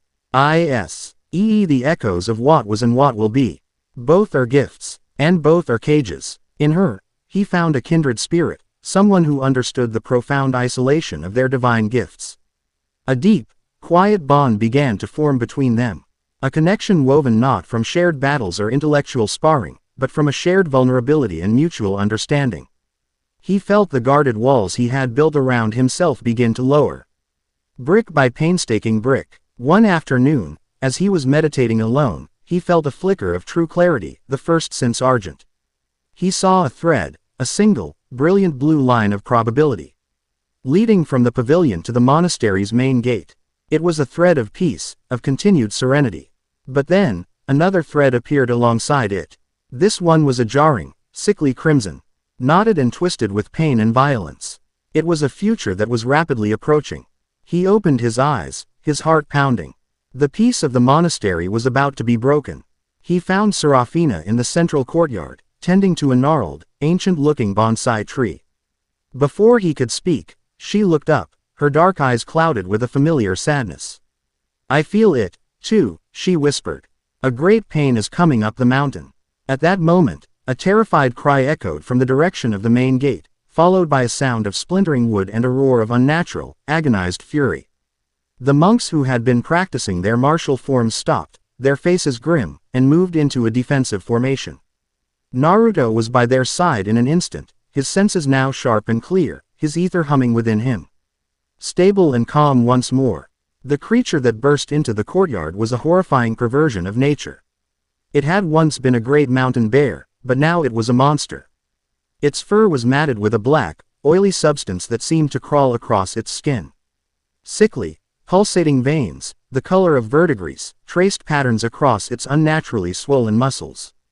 Its eyes, which should have held the simple, wild spirit of an animal, burned with a malevolent, internal light that was horribly, recognizably technological. Its etheric signature was not that of a living creature. but a discordant shriek of pure, undiluted agony. The silent scriveners. Their corrupting touch had reached even this sacred, remote sanctuary. The bear, driven mad by pain, charged at the line of monks. Naruto moved to intercept it. But his intent was not to kill. In his days of meditation, he had come to a new understanding of his power. It was not just a weapon. It was a tool for control, for protection. He did not draw his knives. Instead, he wove the ether, pulling on the calm, stable energy of the monastery. A wall of shimmering, translucent blue light erupted from the ground in the path of the charging beast. The bear crashed into it with a thunderous impact, but the wall held, buckling but not breaking. The creature roared in frustration, lashing out with claws that dripped with the black, corrupting oil. The monks did not attack. They held their ground, their hands held up in a warding gesture, and began to chant, their voices combining into a low, resonant hum that seemed to push back against the creature's aura of pain. Naruto became the beast's sole focus. He was a flicker of gray, a phantom of motion. He used his restored senses, his clear vision of the probability threads, to stay just ahead of the creature's pained, frantic lunges. He wove new walls of light, redirecting its charges, funneling its rage away from the monks. He blinked from one side of the courtyard to the other, drawing its attention, containing the threat without striking a single blow. His movements were a perfect, defensive dance, a display of absolute control. He was the calm eye of the hurricane, and the beast's fury broke against him like waves against a cliff. Then, through the chaos, Serafina walked forward. She moved with an unhurried, fearless grace, her eyes fixed on the raging, corrupted animal. The other monks cried out in alarm, but Naruto, seeing the pure, unwavering blue thread of probability that extended from her to the bear, held them back with a gesture. Serafina, no, one of the monks cried. She did not falter. She walked directly into the path of the beast, which, seeing a new, undefended target, let out a roar and charged. Naruto prepared to erect another barrier. But Serafina shook her head almost imperceptibly. He held back, his entire being coiled with tension, ready to intervene in a fraction of a second. Serafina did not flinch as the mountain of corrupted flesh and fury thundered towards her. She simply stopped, stood her ground, and began to hum. It was a low, clear note, the same resonant frequency as the monks' chant, but purer, more focused. It was a sound of absolute peace. Her own ether, a gentle, luminous white light, began to radiate from her, reaching out not to fight the creature's corrupted energy, but to connect with the terrified, trapped animal spirit beneath it. The bear, moments from impact, skidded to a halt, confusion warring with its technologically induced rage. It shook its massive head, letting out a low, pained whimper. Serafina took another slow step forward, her hand outstretched. "Your pain is not your own," she whispered, her voice carrying an impossible calm. "Let it go. Return to the mountain. Be at peace." She placed her hand gently on the beast's forehead, right between its burning, malevolent eyes. For a heart-stopping second, the creature stiffened, a final, guttural roar building in its throat. Then, a wave of pure, white light, brilliant but gentle, flowed from her hand into the bear. The black, oily substance sizzled and dissolved into smoke. The sickly green veins receded into its flesh. The unnatural, technological light in its eyes flickered and died, replaced by the wild, frightened gaze of a cornered animal. With a final, soul-shaking shudder, the great bear collapsed to the ground, its massive form suddenly looking less like a monster and more like a simple creature of the wild. It let out a small, whimpering sound, then lay still, its chest rising and falling with deep, exhausted breaths. It was not dead. It was sleeping. It was free. The courtyard was silent, save for the ever-present whisper of the wind chimes. Naruto stood, his defensive stance slowly relaxing, and looked at Serafina. She was pale, and a fine sheen of sweat covered her brow, but she was smiling, a look of profound, weary compassion on her face. She had not defeated the monster. She had saved the animal within it. It was a display of power unlike any he had ever witnessed, a strength found not in force, but in empathy. And in that moment, he knew that the healing he had sought on this mountain was finally complete. Percy was utterly still. He stared at the last sentence on the page of the codex, his mouth slightly agape. His entire life, his every instinct, was geared towards conflict. Monsters appeared, and you fought them. You drew your sword, you used your powers, you survived. The concept of standing before a raging, frothing beast and offering it peace was so foreign, so contrary to his nature, that it left him momentarily stunned. She healed it, he finally said, his voice barely a whisper, filled with a sense of wonder he hadn't felt in years. She didn't fight it, she just took away its pain. He looked up at Annabeth, his expression one of dawning realization. He thought of all the creatures he had fought, and the few he had managed to talk to understand. He thought of Blackjack, of small, frightened nature spirits, of monsters who were sometimes just as trapped by their fate as he was by his. He had always known, on some level, that violence wasn't the only answer. But he had never seen that philosophy made so powerfully, so beautifully real. Annabeth nodded slowly, her gray eyes thoughtful and deep. She wasn't looking at the book anymore. She was looking at the misty, serene landscape outside the window, which seemed a perfect reflection of the chapter's tone. It's about different kinds of strength, Percy, she said, her voice contemplative. Kaelin's strength is in her sword arm. She imposes her will on the world to protect her people. Alara's strength is in her mind. She understands the Eldie's physical laws and rebuilds it to be better, stronger. But Serafina, her strength is in her heart. She doesn't try to change the world. She accepts it, she feels its pain, and she heals its wounds. She turned her gaze to him, a profound insight dawning on her face. They're not just potential love interests in a story. They're temptations, they're philosophies. Each of them represents a different path for Naruto, a different way to use his power. Will he be a warrior, an innovator, or a healer? Or, she trailed off, a small smile playing on her lips. Or will he learn from all of them and become something new entirely? As she spoke, the mist outside the cabin window began to dissipate, burned away by the strengthening morning sun. Inside the cabin, the codex's light, which had been a soft, gentle white, slowly faded, leaving the book dormant once more. The atmosphere of serene contemplation lingered, a quiet echo in the room. The exhaustion was finally setting in, a deep, weary fatigue from a night without sleep. But it was a good kind of tired. The story had not just entertained them, it had given them something to ponder, a new lens through which to view their own chaotic lives of quests and prophecies. It had, in its own strange, magical way, been as restorative for them as the monastery had been for Naruto. They had arrived at the book frayed and restless, and now, they felt a sense of calm.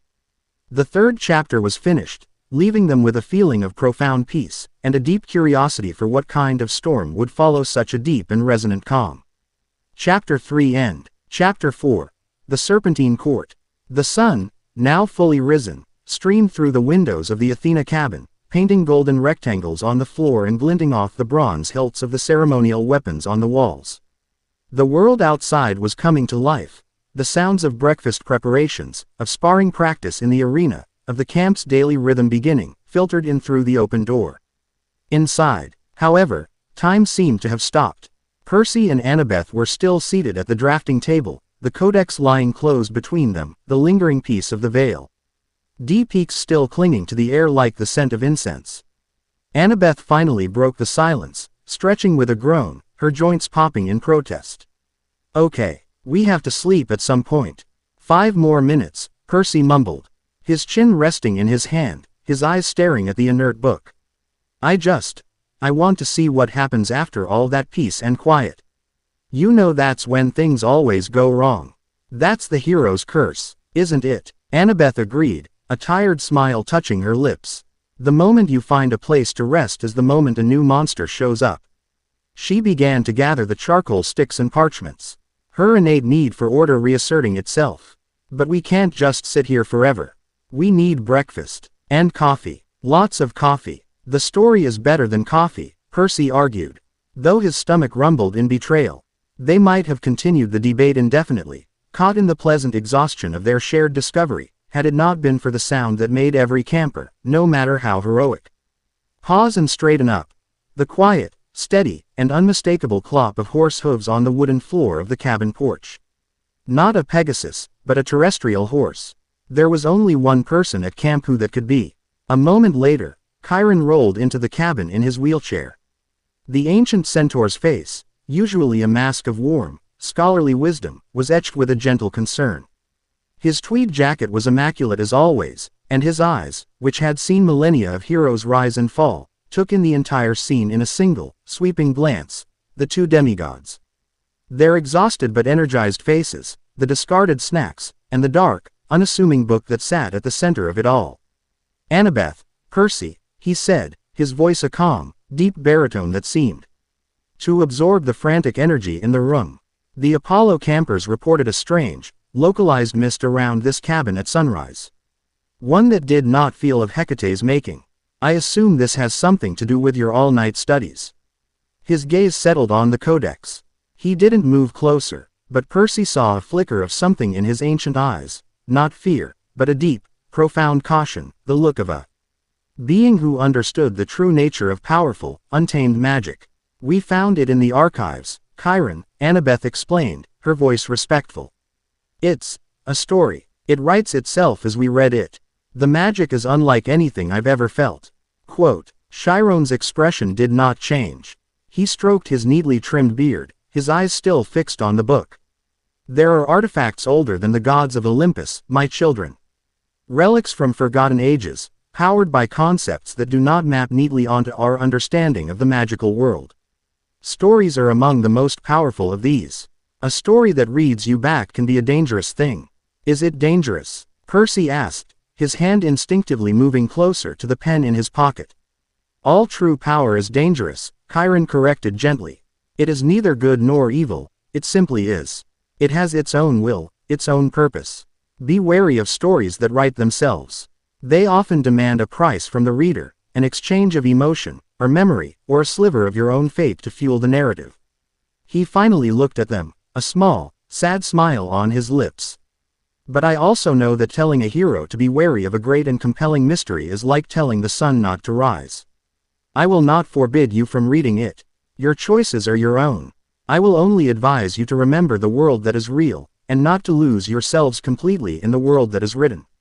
With that cryptic pronouncement, he gave them a final, meaningful look, then expertly maneuvered his chair and rolled out of the cabin, leaving them in a silence that was far heavier than before.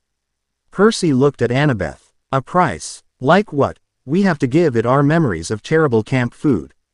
I don't think he meant something so trivial, Annabeth said, her voice a low murmur. She ran her finger over the codex's cover. Chiron's warning, intended to instill caution, had instead thrown the entire experience into a sharper, more thrilling focus. The stakes were no longer just about the characters in the book. They were about them, the readers. The story was active, alive, and possibly hungry. The mystery had deepened tenfold. So, Percy said, a slow, determined grin spreading across his face. One more chapter before breakfast. Annabeth's answering smile was bright and defiant. Absolutely. They opened the book. The script that flowed onto the page this time was different yet again. It was ornate and decadent, full of elaborate, serpentine curls and razor-sharp points, a script that spoke of ancient power and elegant danger. The peace of the veiled peaks dissolved like morning mist on the wind. Naruto descended from the mountains a changed man, the frantic, discordant energy from Argent replaced by a deep, resonant calm. His ether was a tranquil pool within him, his senses sharp and clear. The serenity, however, lasted only as long as it took for him to reach the first imperial outpost. A messenger on a lathered horse was waiting for him, carrying a scroll sealed with the personal signet of the emperor himself, a summons. He was not to report to his usual handlers in the military intelligence division. He was to present himself at the imperial palace in the capital city of Zentham. Immediately, the journey to the heart of the Zenthian Empire was a journey through a living history book. He traveled on perfectly straight roads of white stone, a marvel of ancient engineering, that cut through a landscape of rolling, sun-drenched hills and vineyards. He passed under the arches of colossal aqueducts that carried fresh water from the mountains to the capital. Their scale a testament to the empire's former power and ambition. But as he drew closer to Zentham, the idyllic countryside began to show signs of a creeping decay. Farms lay fallow, their owners driven to the city by promises of work. Villages seemed smaller, their youth drained away to serve in the legions or the sprawling bureaucracy.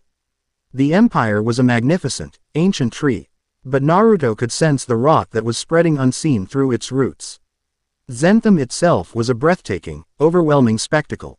If Argent was a city of function, Zentham was a city of form. It sprawled across 7 hills, a sea of white marble towers, gilded domes, and soaring arches that gleamed under the warm southern sun. Statues of past emperors and forgotten gods lined the broad, colonnaded avenues. The air was thick with the scent of jasmine, night-blooming cereus, and the distant, briny smell of the sea. The citizens he saw were dressed in fine, colorful silks and linens, their faces holding the easy, casual arrogance of a people who believed themselves to be the center of the world. But beneath the beautiful, placid surface, Naruto's ether sense was picking up a different story. The threads of probability here were a tangled, chaotic mess, a web of ambition, deceit, fear, and paranoia. He could feel the avarice radiating from the merchant districts, the simmering resentment from the over-garrisoned barracks, and the cold, poisonous intrigue that clung to the Palatine Hill like a shroud. The city was a gilded cage, and its inhabitants were all prisoners of their own desires.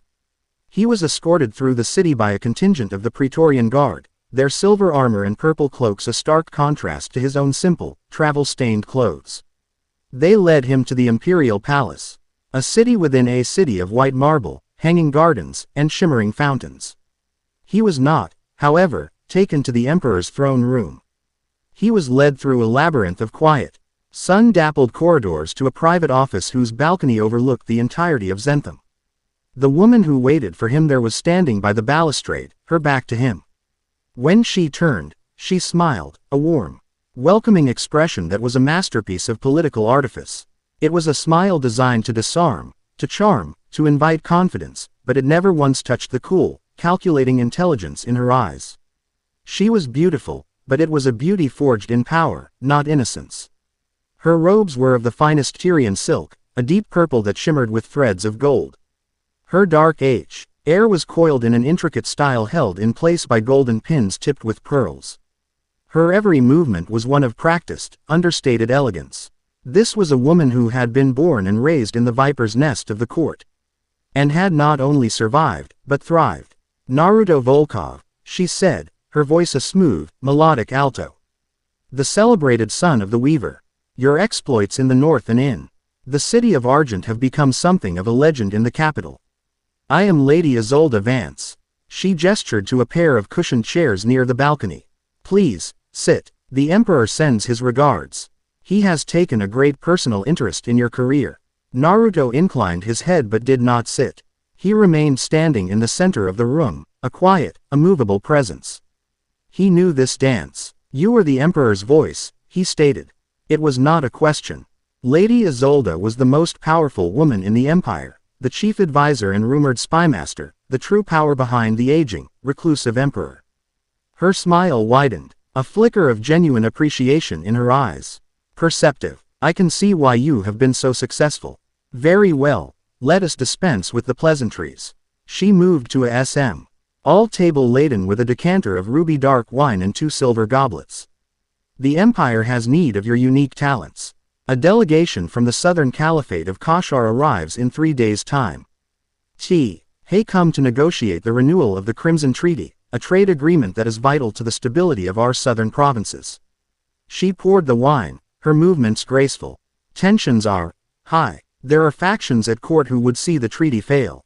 There are whispers that the Kashari themselves are negotiating in bad faith. The Emperor has requested your presence at the negotiations. Officially, you will act as a neutral observer and a special security consultant. Naruto's ether sense was sifting through her words, tasting the truth and the falsehood. He could see the shimmering threads of her intent. The official reason was a fine silk cloth draped over a core of cold, hard steel. And unofficially, he asked, his voice even. Isolde handed him a goblet. Her fingers brushed his for a fraction of a second. A calculated touch. Unofficially, you are a symbol. You are the son of a goddess, a living omen. Your presence lends a divine weight to our position. You are a reminder to the Kashari, and to certain ambitious parties within our own court, that the gods still watch over this empire. She took a sip of her wine, her eyes watching him over the rim of the goblet. "You are a weapon, Master Volkov. And I intend to aim you." The grand ball held to welcome the Kosheri delegation was a breathtaking display of imperial power and profligacy. The great hall of the palace was a cavern of marble and gold. Its vaulted ceiling painted with a celestial map where constellations of crushed diamonds glittered in the light of 1,000 scented candles. An orchestra played a complex, hypnotic melody. The air was thick with the scent of night-blooming orchids and the cloying sweetness of a dozen different expensive perfumes. Servants moved through the throng of nobles with trays of spiced wine, honeyed cakes, and roasted hummingbirds. Naruto stood in a shadowed alcove, a silent observer in his formal, dark gray imperial tunic. He felt utterly out of place. This was a battlefield of a different kind, one where the weapons were whispered words, veiled insults, and meaningful glances. He watched the nobles, the women in their jewel-toned silks, the men in their embroidered velvets, all of them circling each other like brightly colored sharks. His ether sense was a riot of conflicting colors: the grasping, hungry orange of ambition, the sickly yellow of fear, the cold, slithering green of envy. He tracked the Kosheri delegation, a group of stern-faced men in elegant white and gold robes, led by a wizened, hawk-nosed ambassador named Tariq al-Jamil. They were stoic and observant, clearly unimpressed by the decadent display. Then he tracked Isolde, a vision in emerald silk, as she moved through the room, a charming word here, a dazzling smile there, Eve. Wry interaction, a carefully calculated move on the grand chessboard of the court. Eventually, as he knew she would, she found him. "You are not enjoying the festivities, Master Volkov?" she asked, her voice a low, intimate murmur. "I am observing," he replied. "As instructed." "You are a soldier at heart, aren't you?" she said, a hint of amusement in her tone. "You see threats and tactics even in a ballroom." She offered him her hand. "The orchestra is playing a Valyrian waltz. It is considered a diplomatic insult to refuse a dance. Indulge me." He had no choice. He took her hand and led her onto the crowded dance floor. As they moved to the slow, intricate rhythm of the waltz, their bodies close, their conversation began. It was the true duel of the evening. "Your presence has had the desired effect," she murmured, her breath warm against his ear. "Lord Valerius, who has been arguing against the treaty, has been avoiding the Kosheri ambassador all evening. He fears your divine disapproval." "I have not spoken a word to him," Naruto said, expertly guiding her through a turn. "You don't have to," she replied, her smile radiant for all the court to see. "Your silence is more eloquent than any speech. Tell me, what do your unique senses tell you of our guests?" She was probing, testing, trying to turn his power into a tool for her own intelligence network. He could see the threads of her questions, the paths she wanted to lead him down. He chose another path. "They tell me the ambassador is a devout man. He is negotiating not for wealth, but for the honor of his people. They also tell me his personal bodyguard has a severe allergy to shellfish. You should have the kitchens informed." Isolde missed a step. It was a fractional hesitation, unnoticeable to anyone else, but to Naruto it was a clear victory. He had given her a piece of useless, unverifiable, yet incredibly specific information. He had demonstrated his ability without revealing its nature or giving her anything she could truly use against the Kosheri. He had shown her he would not be a simple tool. She recovered instantly, her laughter like the chiming of small bells. "You are a constant source of surprises, Volkov." As they continued to dance, his attention was drawn away from her. A new thread had appeared in the tapestry of the ballroom, a thin, sharp, crimson line that pulsed with violent intent. It was almost invisible in the chaotic whirl of colors, but it was there. It originated from a liveried servant near the kitchens and ended at the heart of the Kosheri ambassador, Tariq al-Jamil. Naruto's eyes scanned the crowd, his mind working with cold, swift precision. He saw the servant, a nondescript man with empty eyes, weaving his way through the crowd, a silver tray of drinks in his hands. But his other hand, clad in a white glove, was held in a strange, stiff position. A needle, poisoned, most likely, an assassination in the middle of a crowded ballroom. It was audacious, and deniable. The ambassador would collapse, and by the time anyone realized it wasn't a sudden illness, the servant would be gone. Isolde felt the change in him, the sudden tension in his frame. "What is it?" she whispered. He ignored her. He couldn't cause a scene, couldn't shout a warning. That would create a diplomatic incident of its own. He had to be subtle. The dance was ending. He eased Isolde's hand with a polite nod and began to move, not towards the servant, but on an intercept course with a portly, pompous-looking nobleman, Lord Valerius, the very man Isolde had mentioned. He saw the lines of probability. He knew that if he moved to his left, Valerius, deep in a self-important conversation, would turn and back into him. It would look like a clumsy accident. He moved. As predicted, the corpulent lord turned, bumping into Naruto with a soft, oof. The collision sent Naruto stumbling forward, directly into the path of the approaching assassin.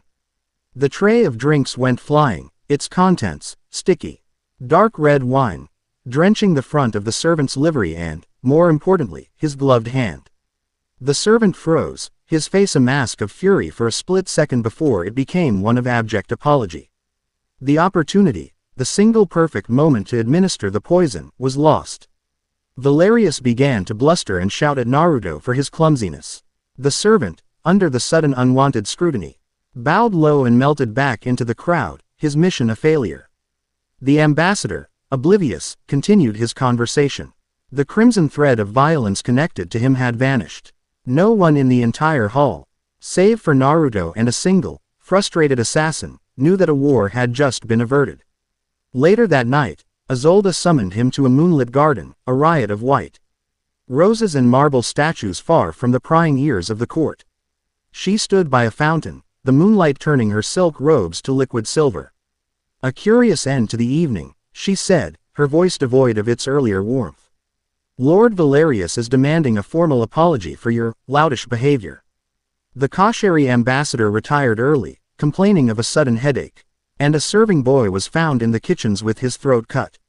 A supposed gambling dispute. She turned to face him, her eyes sharp and penetrating. You, however, seem remarkably calm for a man who has made an enemy of one of the most powerful lords at court. Tell me what happened, Volkov. The truth. Naruto met her gaze without flinching. He could see the threads of suspicion and a new, unwilling admiration emanating from her. He did not have to lie. He simply had to withhold. Lord Valerius is clumsy, he said. The wine was spilled. It was an accident. Isolde stared at him for a long, silent moment. I do not believe in accidents, she finally said, her voice a low whisper. Not in this place. She took a step closer. I thought you were a sword, a weapon to be brandished. I see now that I was wrong. You are a scalpel, a blade that moves in the shadows. And your loyalty is not to me, or even to the Emperor. It is to the mission. To the preservation of peace.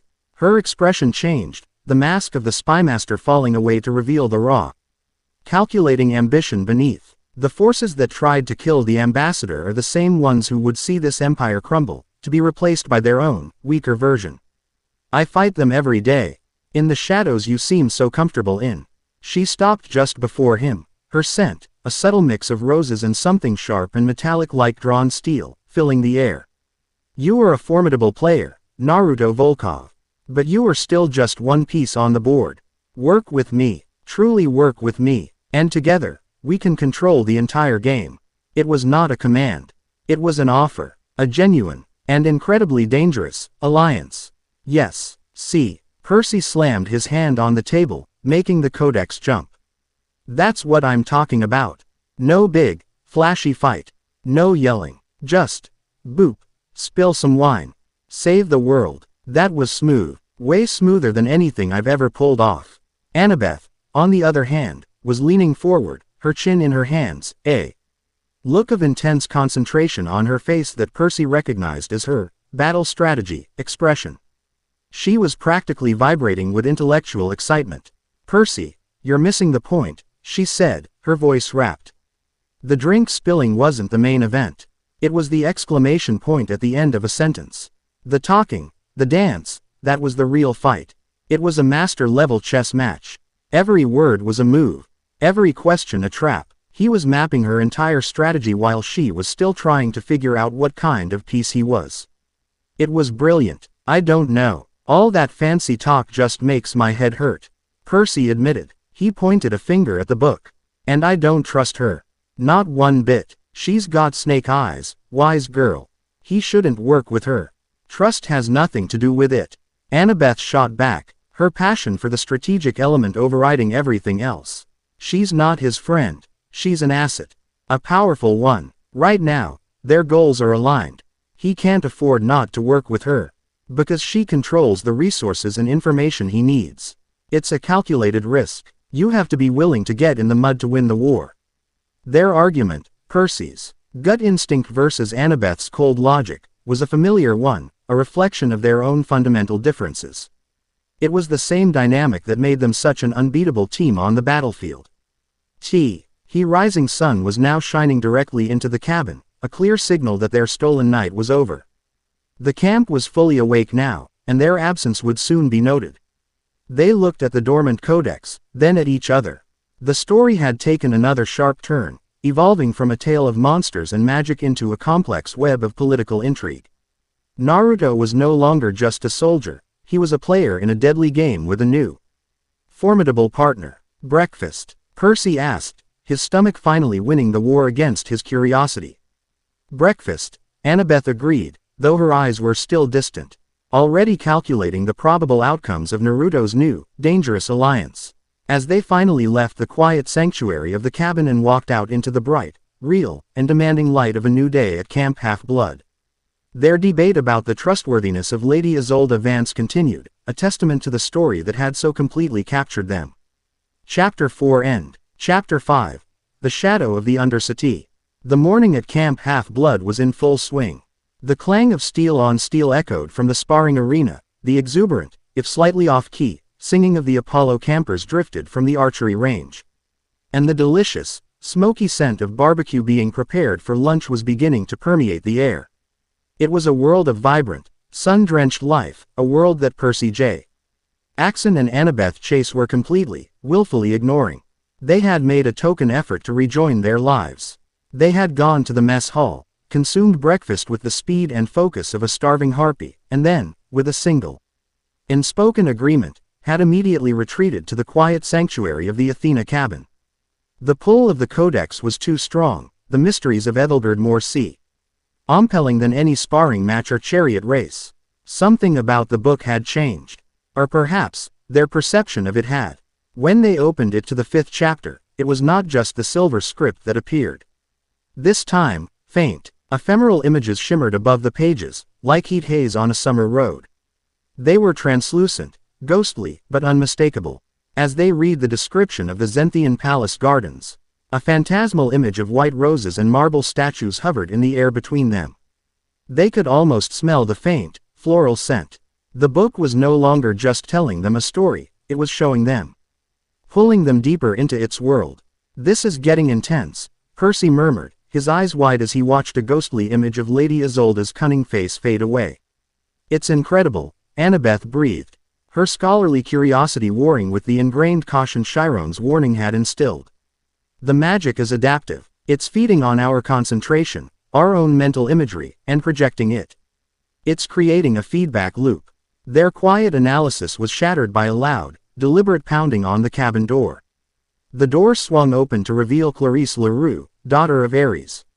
Standing there in full battle armor, her helmet tucked under one arm and her infamous spear, Mamer, strapped to her back. Her expression was the thunderous scowl she reserved for rule breakers, cowards, and anyone who used words longer than 3 syllables. Well, she sneered, her voice dripping with disdain. "Prissy and Brainiac, skipping morning practice. Don't tell me you're still in here reading. What's in the book? A guide on how to polish your tiara?" "It's research, Clarisse," Annabeth replied, her tone cool and level, betraying none of the panic she felt at being discovered. "A complex magical historical text. A project for my mother." Clarisse snorted, unconvinced. She stomped into the cabin, her armored boots clanging on the floorboards. "Yeah, right. I bet it's a romance novel. Let me see." She reached for the book with a proprietary air. At that exact moment, as Percy and Annabeth were reading a line about the Imperial Praetorian Guard, the book's magic flared. A shimmering, translucent image of a Zenthian guardsman, complete with silver armor and a purple cloak, flickered into existence directly above the page. He was life-sized, his expression stern, his hand resting on the pommel of his gladius. Clarice froze mid-reach, her eyes widening in shock. She stared at the ghostly soldier, who seemed to meet her gaze for a split second before dissolving into nothing. What in Hades? She stammered, taking an involuntary step back. She was a child of the war god, familiar with summoned spirits and battlefield phantoms, but this was different. It felt solid, real, yet utterly alien. Like I said, Annabeth said smoothly, taking advantage of the warrior's shock. A complex text. The magical matrix creates didactic illustrations as part of the translation process. She used the most academic, boring words she could think of, a proven defense against the daughter of Ares. Clarice eyed the book, then Annabeth, her bravado visibly shaken. Faced with a phenomenon that was clearly magical and overtly intellectual, she was out of her depth. She fell back on her usual defense, scorn. Whatever, nerd. Just don't come crying to me when your stupid magic book gives you warts. She turned on her heel and stomped out of the cabin. Chiron's not gonna be happy you're skipping your duties. She threw over her shoulder as she left. Percy let out a breath he didn't realize he'd been holding. That was way too close. Yeah, well, Annabeth said, a triumphant smirk on her face. Even Clarice knows not to mess with the Athena cabin's final exams. They looked at each other.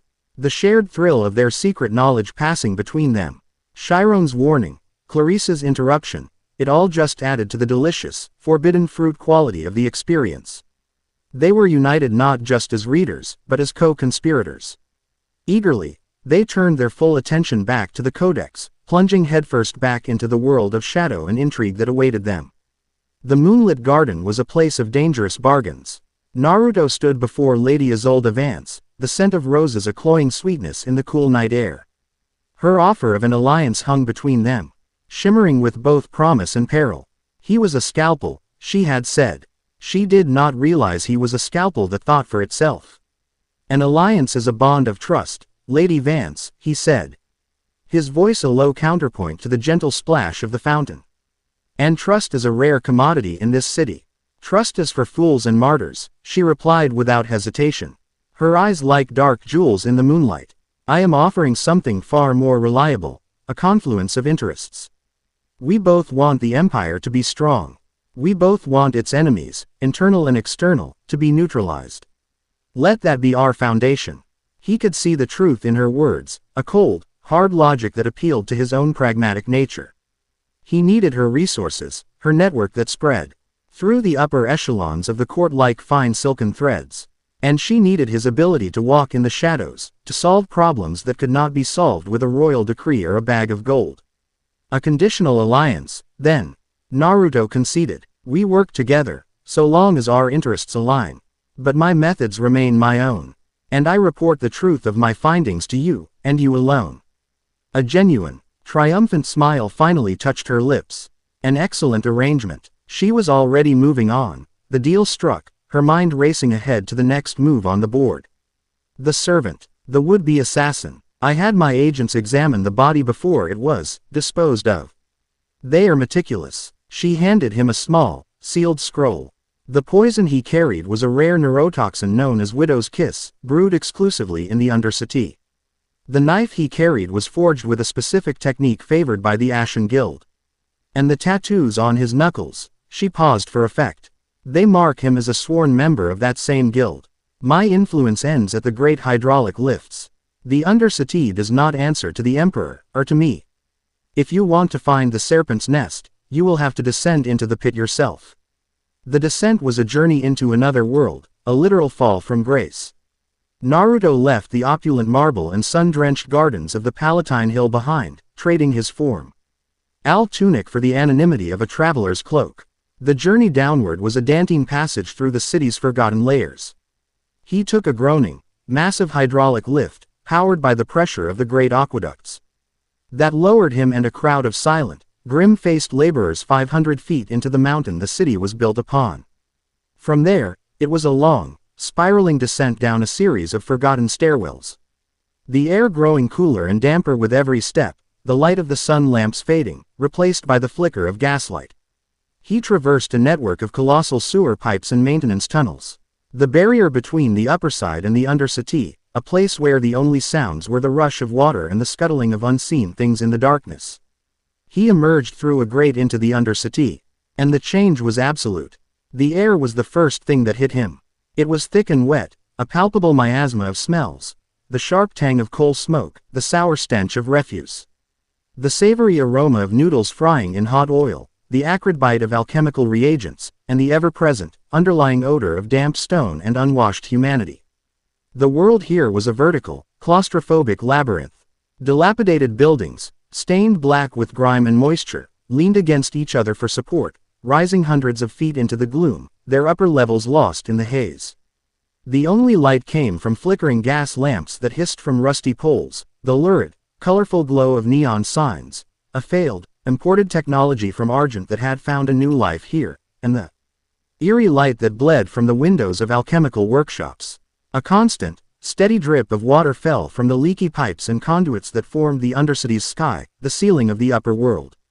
The sound was a constant, percussive backdrop to the city's chaotic symphony, the hiss of steam, the roar of what sounded like a fighting pit in a nearby cavern, the babble of a dozen different languages, and the distant, rhythmic clang of a smith's hammer.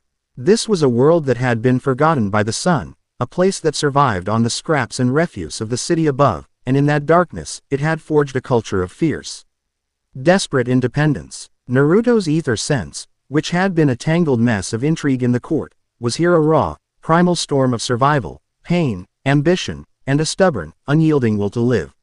He could feel eyes on him from every shadowed doorway, every grated window. He was an outsider, an upper, and that made him a target. He needed a guide, and ISO. Eld's information had provided him with a name, or rather, a moniker, Nyx. A legendary information broker and thief, said to be able to navigate the undercity's treacherous social and physical landscape better than anyone. But finding a ghost was no easy task. Asking for her directly would be a death sentence, marking him as either a lawman or a fool. He had to play by their rules. He made his way to a tea house called the Dregs, a small, steamy establishment tucked into a cavern a stone's throw from the main cistern. It was a neutral ground, a place where members of rival guilds could sit and negotiate without fear of getting a knife in the back. He took a seat at a small, rickety table, ordered a cup of the bitter, root-based tea, and waited. He didn't look around, didn't try to make eye contact. He simply listened, letting the flow of the place wash over him. After an hour, when the proprietor, a hulking man with a scarred face, came to clear his empty cup, Naruto spoke, his voice low. "I'm looking for someone who can find a lost shadow." The proprietor paused, his massive hand hovering over the cup. He looked at Naruto, his eyes shrewd and assessing. He noted the quality of his cloak, the calluses on his hands, the calm, steady look in his eyes. He saw a professional, not a tourist. He grunted. "Shadows get lost in the dark. Most are best left that way." He took the cup and walked away. It was a test, a dismissal. Naruto remained. He ordered another cup of tea. Another hour passed. Finally, a young boy, no older than 10, with a grimy face and sharp, intelligent eyes, slid into the chair opposite him. "Lost a shadow, have you, upper?" the boy asked, his voice a cocky squeak. "I have," Naruto confirmed. "Finding things costs, especially things that don't want to be found." Naruto slid a single, heavy gold coin across the table without looking at it. The boy's eyes widened, and the coin vanished into his pocket with the speed of a striking snake. "Go to the Whisper Market. Ask the blind map maker for a route to the highest roost. And don't tell him who sent you." The boy was gone before Naruto could blink. He followed the instructions, a breadcrumb rail that led him deeper into the undercity's labyrinth. The Whisper Market was a chaotic, torchlit bazaar where one could buy anything from stolen imperial artifacts to rare alchemical poisons. The blind map maker, an ancient man who charted the ever-shifting tunnels by sound and touch, drew him a route on a scrap of leather in exchange for another coin. The route led him to a series of rusted, precarious-looking maintenance ladders that scaled the outside of a colossal, derelict water tower, the highest roost. He emerged onto the slick, rain-dampened roof of the tower. Below him, the undercity sprawled out, a breathtaking, hellish vista of flickering lights and deep shadows. And there, perched on the edge of the roof, silhouetted against the lurid glow of a distant neon sign, was a figure. Small, wiry, clad in dark, worn leather that was studded with hooks, clips, and the hilts of at least half a dozen knives. She was observing the market below through a small, brass spyglass, utterly absorbed. Naruto approached slowly, his steps silent on the wet metal. He stopped a respectful 10 paces away. "They call you Nyx," he said, his voice even. The figure didn't startle. She simple. Why collapsed her spyglass with a soft click and rose to her feet in a single, fluid motion. When she turned, he saw a young woman, perhaps barely out of her teens, with a lean, hungry look. Her face was sharp and angular, smudged with grime, and framed by a short, practical cut of jet black hair. But it was her eyes that held him. They were a pale, startling gray, as sharp and cold as shards of flint, and they missed nothing. "People call me a lot of things," she said, her voice a low, gravelly rasp that held the Undercity's accent. "What do you call me, Upper?"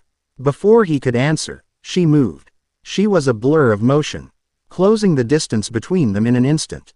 A blade, thin and wickedly sharp, pressed against his throat, its cold edge a stark contrast to the warmth of her hand that held it steady. "Uppers don't come up to the roosts for the view," she hissed, her flinty eyes boring into his. "State your business before you lose the ability to." Naruto didn't move, didn't even flinch. He met her gaze, his own calm and unthreatening. "My business is with the Ashen Guild. I'm tracing a man they sent to the upper side. A dead man. I need a guide, and I was told you were the best." He paused. "My name is Naruto." She pressed the blade a little harder. "I don't care what your name is. I care what you're paying." He had expected this. He had a pouch heavy with imperial gold. But he sensed that simply offering her money would be the wrong move. It would define their relationship as a simple transaction, making him just another employer. He needed a partner, not an employee. "I am paying in coin, of course," he said. "A generous amount, but I'm also offering something more valuable. An answer. I know you've been having trouble with the Ashen Guild muscling in on your territory. They've been cutting into the information trade." He saw a flicker of surprise in her eyes. Isolde's network had its uses.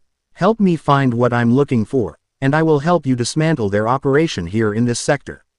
A confluence of interests. He used Isolde's own words, twisting them for this new, grittier alliance. The girl, Reina, though he did not know that name yet, held his gaze for a long moment.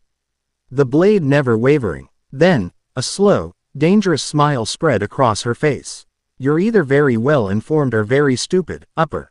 She finally withdrew the knife and sheathed it in a single, practiced motion. "Fine. Let's see your money, and then let's see if you can keep up." The investigation was a descent into the Undercity's grimy soul. Reina, as she grudgingly told him to call her, led him through a world he could never have navigated alone. They visited a smoky, subterranean tavern where information was traded for secrets. They descended into an alchemist's den, the air thick with the fumes of bubbling potions, to inquire about the widow's kiss. They found a tattooist who worked with phosphorescent ink in a blacked-out cellar, who recognized T.He pattern of the dead man's guild markings. Their teamwork was a study in contrasts. Reina was the key, the native guide who spoke the language, knew the customs, and had a network of contacts who feared and respected her. She moved with a survivor's pragmatism, her every sense attuned to the dangers of her world. Naruto was the lockpick. His ether sense allowed him to cut through the lies and misdirection. He could feel the fear in a tavern keeper's heart, see the flicker of deception in an alchemist's eyes, and sense the hidden ambush before it was sprung. They learned that the assassin was a freelancer, hired by the guild for a single job through a mid-level enforcer named Silas. Their trail led them to the guild's main base of operations in the sector, a derelict, steam-powered forge. But as they approached through a narrow, pipe-lined alley, the hiss of steam intensifying, Naruto felt it. A sudden, sharp spike of crimson threads, an overwhelming sense of imminent violence. "Ambush," he said, his voice a low command. Reina didn't question him. She drew two long, serrated daggers, her back pressing against his. How many? A dozen. Both ends of the alley. They were trapped. Men began to emerge from the shadows and the steam, hulking figures armed with heavy wrenches, sharpened pipes, and crude swords. Their faces were grim, their intent lethal. Reyna let out a dark, humorless chuckle. Well, it's been a short partnership, Upper. Try not to die too ugly. She was prepared to go down fighting, a cornered animal biting and clawing to the last. Naruto could have ended it quickly. He could have unleashed his power, a storm of etheric force and blinking strikes that would have left their ambushers broken in seconds. He could see the probability lines for that exact outcome. A maelstrom of blue and red. But he also saw what it would do to Reyna. It would reinforce her worldview. Uppers were powerful, unstoppable forces who solved problems by crushing them. Reducing her to a mere bystander in her own world. He would have won the fight but lost his ally. He chose another path. Get us out, he said, his voice calm and steady in the face of the advancing thugs. You know the routes. I'll cover you. Reyna stared at him, her eyes wide with disbelief. An Upper, a man of clearly immense power, was deferring to her. Asking her to lead. In that split second, something fundamental shifted in her perception of him. You're insane, she breathed, but a wild, fierce grin lit up her face. Fine, stay close. As the first thugs charged, she shoved him towards a rusted, seemingly impassable wall of pipes. Naruto didn't hesitate. He became the pivot point, the agent of chaos. As Reyna scrambled up the pipes, he moved to intercept their attackers. He didn't strike to kill. He wove threads of ether, tripping one man into another. He saw a stressed joint in a steam pipe overhead and focused a pulse of force on it. It burst with a deafening roar, engulfing the men below in a thick, harmless, but completely disorienting cloud of steam. He blinked past another thug, grabbed a loose crate, and sent it toppling down, creating a temporary barricade. He was not a warrior. He was a force of nature, a one-man environmental hazard. He created openings, sowed confusion, and bought her precious seconds. From the top of the pipe wall, Reyna looked down at the chaos. Then at a narrow ledge that ran along the alley. She beckoned to him. Come on, pretty boy. This way. He blinked up to her position, and they began a desperate, exhilarating rooftop chase. She led, her knowledge of the terrain absolute. They sprinted across slick, rusted gantries, leapt over dark chasms between buildings, and slid down grime-covered rooftops, the shouts of the Ashen Guild echoing behind them. Finally, they found refuge in a forgotten, bell-less belfry that offered a commanding view of the sector. They were safe. They stood in the silence, their chests heaving, adrenaline singing in their veins. Reyna leaned against the cold stone, looking at him, her flinty eyes holding a new, unfamiliar light. It was respect, hard-earned and absolute. Okay, Upper, she said, wiping a trickle of rainwater from her brow. You're not entirely useless. She reached into a hidden pocket and pulled out a small, folded piece of parchment she had lifted from the forge office during the chaos. It was a shipping manifest. I think I found what you were looking for. Looks like your dead man wasn't just a killer. He was a delivery boy. She is so cool, Percy exclaimed, leaning forward so intensely he nearly tipped his chair over. That whole rooftop chase, and the way she just took charge. She's awesome. She doesn't take crap from anyone. He grinned. It's kind of like the dodgy parts of the labyrinth, but with more noodles and better sidekicks. Annabeth was watching the faint, phantasmal image of Reyna's fierce, determined face fade from above the book. She, too, was deeply impressed. It's more than just a slum, Percy. It's a complete, self-sustaining ecosystem. It has its own economy, its own political factions, its own social rules. It's not just chaos, it's a different kind of order. Born out of necessity. It's fascinating. She looked at Percy, her expression serious and full of a new insight. But the most fascinating part was what Naruto did. In the alley. Yeah, the pipe-bursting thing was pretty clever, Percy agreed. No, not just that. His whole strategy, Annabeth clarified, her voice brimming with the excitement of a new discovery. Think about it. With Kalen, he fought to a stalemate, to prove he was her equal in combat. With Alara, he used his magic to speak her language, the language of science, to prove his intellectual worth.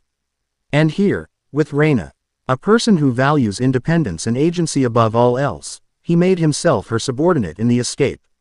He could have just blasted them all. But he didn't. He changed his entire strategy to fit his partner. He didn't lead from the front. He provided support so she could use her own skills to save them. That's That's a whole different level of leadership. It's leadership through empowerment. They stared at the closed book, the weight of that realization settling over them. They had just witnessed Naruto's character evolve in a profound way. He wasn't just a badass with a unique power. He was an adaptive leader of incredible emotional and tactical intelligence. The sun was now high in the sky, its light streaming into the cabin, a stark contrast to the perpetual twilight of the world they had just left. The sounds of the camp were louder now, insistent, pulling them back to reality. They knew they had to stop. Their duties, their friends, their own world awaited. Reluctantly, Annabeth reached out and gently closed the codex. The faint, lingering smell of rain and ozone faded, and it was once more just a book. They left the cabin, blinking in the bright sunlight, their minds still buzzing with the shadows and secrets of the Undercity. Chapter 5 End. Chapter 6. The Unwanted Alliance. The afternoon sun cast long, lazy shadows across Camp Half-Blood. The initial burst of post-storm energy had given way to the familiar, comfortable rhythm of a peaceful day. Percy, having led a sword-fighting class that involved more disarming than actual sparring, a technique he was perfecting, much to the Ares cabin's frustration, was feeling the familiar itch of restlessness. Annabeth had delivered a guest lecture to a group of younger Athena campers on the structural weaknesses of medieval siege engines, a talk so detailed and enthusiastic that it had left half her audience in a state of awe and the other half in a state of quiet terror.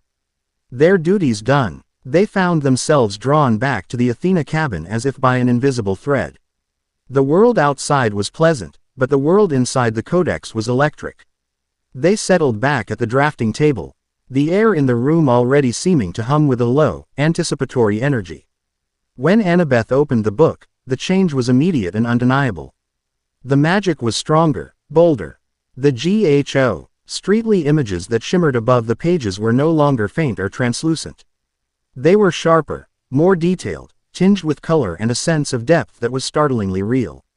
As they began to add a description of Naruto traveling through a windswept, northern grassland, they could hear the faint, mournful whisper of the wind in the cabin, and the air itself seemed to grow cooler. "Okay, this is getting a little weird," Percy said, rubbing his arms. "It feels like a draft, but the window is closed. The atmospheric thaumaturgical field is expanding," Annabeth whispered, her eyes wide with a mixture of academic fascination and primal awe. "It's not just projecting images anymore. It's creating microclimates. This is incredible." Their wonder was quickly overshadowed by a growing sense of unease. As the narrative within the book began to describe a storm gathering on the horizon of its world, the brilliant blue sky outside the cabin window began to darken. Great, bruised purple, clouds rolled in from Long Island Sound with an unnatural, accelerated speed, swallowing the sunlight. The temperature in the room dropped further. Percy, as a son of the sea god, felt the shift in the barometric pressure as a physical weight in his chest. "That's not a normal storm," he said, his voice low and serious. He could feel the ozone in the air, the agitated thrum of power that preceded a truly epic tempest. His father wasn't angry, this was something else. This was narrative. The book was no longer just a window into another world, it was becoming a bridge, and the weather of a Thelgard was beginning to spill across it. The tension on the page and the tension in the air were becoming one and the same. With a shared look of grim excitement, they leaned closer to the glowing pages. Their own world fading as the storm in the story gathered its strength. Oakhaven was a city of ghosts. A century ago, it had been a thriving neutral trade hub, a crossroads of commerce and culture where merchants from the Empire, warriors from Ostangard, and artisans from Argent had mingled freely. Then the Grey Plague had swept through, a silent, merciless reaper that had left no survivors. The city had been sealed, abandoned to the elements, and in the intervening decades, it had become a monument to impermanence. Naruto walked its silent streets alone. A cold wind, carrying the metallic scent of impending rain, whispered through the empty colonnades and rattled the shutters of the stone houses. Ivy crawled over everything, its green fingers prying apart the mortar of the once proud buildings. A magnificent fountain in the center of the market square was dry, its basin filled with dead leaves, its statues of smiling nymphs and satyrs now looking like skeletal, mocking figures. The silence was the most unnerving part. It was a deep, profound emptiness, a void where the sounds of life should have been.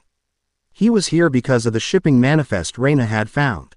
It led a series of clandestine shipments of agricultural equipment, a clear euphemism for Scrivener technology, from Argent to a shell corporation in the Zenthian Empire, all rerouted through the abandoned city of Oakhaven. All the threads of the conspiracy: Kaelin's traitorous general, Alara's industrial saboteur, Isolde's courtly assassin, Serafina's corrupted beast, and Reyna's ashen guild, led back to the silent Scriveners. And all the evidence suggested that this dead city was the nerve center of their next operation. His ether sense was on high alert. The city was a place of echoes, faint traces of the life and death that had happened here. But beneath that, he could feel something else, a cold, artificial hum. A discordant note in the natural symphony of decay. The Scriveners were here, their anti-magic technology a cancer hidden within the city's corpse. He was moving through the market square when he felt a new presence. A powerful, fiery etheric signature, as direct and unsubtle as a drawn sword. He turned, his hand resting on the hilt of one of his knives. A rider on a magnificent gray warhorse had entered the square from the north road. It was Princess Kaelin Ironhand. She was clad in gleaming steel mail, her wolf pelt cloak billowing behind her, her expression as grim and unyielding as the northern mountains she called home. She had tracked the foreign technology had armed General Fenrir to its source, and her hunt had led her here. Her eyes, the color of glacial ice, found him immediately. "Volkov," she said, her voice a low growl of surprise and suspicion. She swung down from her horse, her movements fluid and powerful. "I did not expect to find an imperial shadow lurking in this dead place. And I did not expect to find the crown princess of Ostengard so far from home." Naruto replied calmly, "Your hunt has led you far." Before their tense reunion could continue, a new sound intruded, a rhythmic, whirring noise from above. They both looked up to see a strange, bird-like contraption made of brass and canvas descending from the cloud-heavy sky. It was an ornithopter, a marvel of Argent engineering. It landed with a gentle hiss of steam just outside the city walls. A single figure, clad in a practical leather flight suit with goggles pushed up on her forehead, disembarked and strode towards them. It was Alara Vane. Well, Alara said, her voice dripping with sarcasm as she surveyed the scene. "A barbarian queen and a mystical assassin. What is this, the beginning of a bad joke?" She held up a device that was clicking and whirring in her hand. "I'm tracking a unique chromium energy signature. The same one I detected in my workshop before the sabotage. It led me here. What's your excuse for playing in the dirt?" Kaelin bristled, her hand tightening on the pommel of her greatsword. "Watch your tongue, dear witch. I am on a mission of state, not playing games." The tension between the warrior and the engineer was immediate and palpable. One saw the world as a thing to be conquered with strength and honor, the other saw it as a problem to be solved with logic and mechanics. They were oil and water. As if the situation were not complicated enough. The clatter of hooves and the rumble of wheels announced yet another arrival. A magnificent, yet imposing, imperial carriage, lacquered in black and purple and coal. By 4 perfectly matched black horses, rolled into the square, escorted by a dozen Praetorian guards in their gleaming silver armor. The door opened, and Lady Isolde Vance descended, looking as immaculate and unruffled as she had in her palace garden. "Princess Kaelin, Artificer Vane, and my dear Master Volkov," Isolde said, her voice a smooth, silken thread weaving through the charged atmosphere. "What a fortunate confluence of talent. It seems my intelligence was correct. This city is of vital importance." Kaelin's eyes narrowed into slits. "Imperial schemer, your spies are everywhere, it seems. No doubt you are here to claim this land for your rotting empire." Isolde's smile was serene. "I am here to protect the empire's interests, princess. As it happens, our interests are currently aligned against a common foe." The air crackled. The 4 of them, Naruto, Kaelin, Alara, and Isolde, stood in the empty square, a collection of immense power and conflicting ideologies. But the assembly was not yet complete. From the shadows of a crumbling archway, a 5th figure emerged, moving with the silent grace of a predator. Reyna appeared as if from nowhere, her flinty eyes taking in the collection of uppers, with a mixture of disgust and professional curiosity. "Quite a party," she rasped, her hand resting on the hilt of a dagger. My money trail went cold right here. Looks lick. I wasn't the only one following the coin. And then, as if the world itself were holding its breath, a final participant made her entrance. Serafina walked into the square from the east, appearing out of the gathering mist like a dream. She wore her simple saffron robes, her expression filled with a deep, profound sadness. Her eyes were not on any of them, but on the ground beneath their feet, as if she could feel the city's pain. "A great wound is here," she whispered, her voice barely audible yet cutting through the tension. "A place of deep sorrow is being made into a place of even greater desecration. A spear of silence is being prepared, to be plunged into the heart of the world." The 6 of them were now assembled in the dead heart of Oakhaven, the son of fate, the warrior princess, the master artificer, the imperial spymaster, the shadow of the undercity, and the mystic oracle. It was a gathering that fate, folly, or the machinations of their enemy had brought together. They were a powder keg waiting for a spark. The spark came from Alara. "A wound, a spear of silence," she scoffed, gesturing at Serafina with her energy-detecting device. "What I am detecting is a massive concentration of focused chromium particles, being prepared as some kind of wide-spectrum energy dampener. Let's use precise language, shall we? Not this mystical nonsense. The pain of the world is not nonsense, child of metal." Serafina replied, her voice gentle but firm. "It is a truth your machines are simply not sensitive enough to measure. My machines can measure the isotopic decay of a single atom." Alara shot back. "I think they can handle a bit of bad karma." "Enough." Kalen's voice boomed, cutting them both off. She pointed her gauntleted finger at Isolde. "This is your doing, Imperial. This is some elaborate trap. While I am flattered you think me capable of orchestrating such a magnificent convergence of personalities, Princess, I assure you, this is the work of our common enemy." Isolde replied smoothly. "They have played us all, leading us here like hounds to a single fox." Reyna let out a dark laugh. "She's right. We've all been played, which means we should all get the hell out of here before the trap springs." She began to back away into the shadows. "We cannot leave," Serafina insisted, her eyes pleading. "The wound they will create here will poison the ether. It will cause a silence that will be felt from the mountains to the sea." It was chaos, a clash of wills, of worldviews, of deeply ingrained mistrust. Each of them was a leader, an apex predator in their own right. And their instincts screamed at them to treat the others as rivals or threats. The nascent alliance was doomed before it could even be born. Then Naruto stepped into the center of the square, into the eye of the storm. He raised his hands, not in a gesture of command, but of peace. He waited. Slowly, one by one, the argumentative voices died down, their attention drawn to the calm, steady presence at their center. He did not shout. He did not give a grand, rousing speech.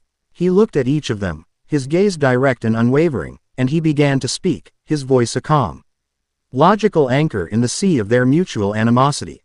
He turned first to Kalen. "Princess, your hunt for the men who armed your traitor has led you here. You value honor, but is it honorable to allow your pride to stand in the way of justice? The enemy we face is not the Empire. It is a cancer that grows in the shadows, and it uses our divisions to strengthen itself. Isolde possesses intelligence on their network that you need. Your strength is a hammer, but you cannot strike a target you cannot see." He then faced Alara. "Artificer, you trust in data." Serafina's words may be metaphorical, but her senses are not. The wound she feels is the effect your machine is designed to detect. You are both observing the same phenomenon through different lenses. She is the early warning system. You are the one who can analyze the weapon. To dismiss her intuition is to willingly discard a valuable data stream. That isn't logical, it's foolish. His gaze fell upon Isolde, his expression hardening slightly. "Lady Vance, you see these people as assets, as pieces on your board. You are wrong. They are queens in their own right. If you try to manipulate them, if you withhold information or play your usual games of intrigue, this alliance will shatter, and we will all fail. Their trust is not something you can buy or scheme for. It must be earned, and you will start by treating them as your equals." He looked towards the shadows where Reyna lingered. "Reyna, I know you see a collection of uppers you have no reason to trust. But the money that funds the Scriveners, that pays the Ashen Guild, comes from the powerful and the wealthy. This is your chance to strike a real blow against the system that keeps the Undercity in chains. More than that, we are walking into a trap in a dead city full of secret passages and forgotten tunnels. Your skills are not just useful here, they are essential. We need a shadow to guide us through the darkness. Finally, he looked at Serafina, his expression softening with the respect he had gained in the mountains. Serafina, your empathy is our moral compass. It reminds us what we are fighting for. But a compass is useless wit. How to map and the strength to walk the path.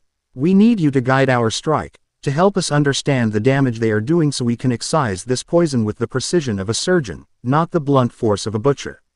He stood in the silence that followed, his arguments laid bare. He had not asked them to be friends. He had simply, logically, and irrefutably proven that their only path to success was together. He had validated their strengths while simultaneously showing them how those strengths were insufficient on their own. Kaelin was the first to break the silence. She let out a long, frustrated sigh and slammed the tip of her greatsword into the cracked cobblestones. "Fine," she growled. "A truce. Until the Scriveners are dealt with. Then all bargains are off." Alara pushed her goggles back on her head with a snap. The logic is sound, however distasteful the components of the equation may be. Isolde gave a small, regal nod. A temporary coalition, then. For the good of the Empire. Reyna stepped fully out of the shadows, her arms crossed, her expression a mask of cynical resignation. "I get paid double for working with this many bosses." Serafina simply smiled, a look of profound relief on her face. "The threads are tangled, but they are not yet broken.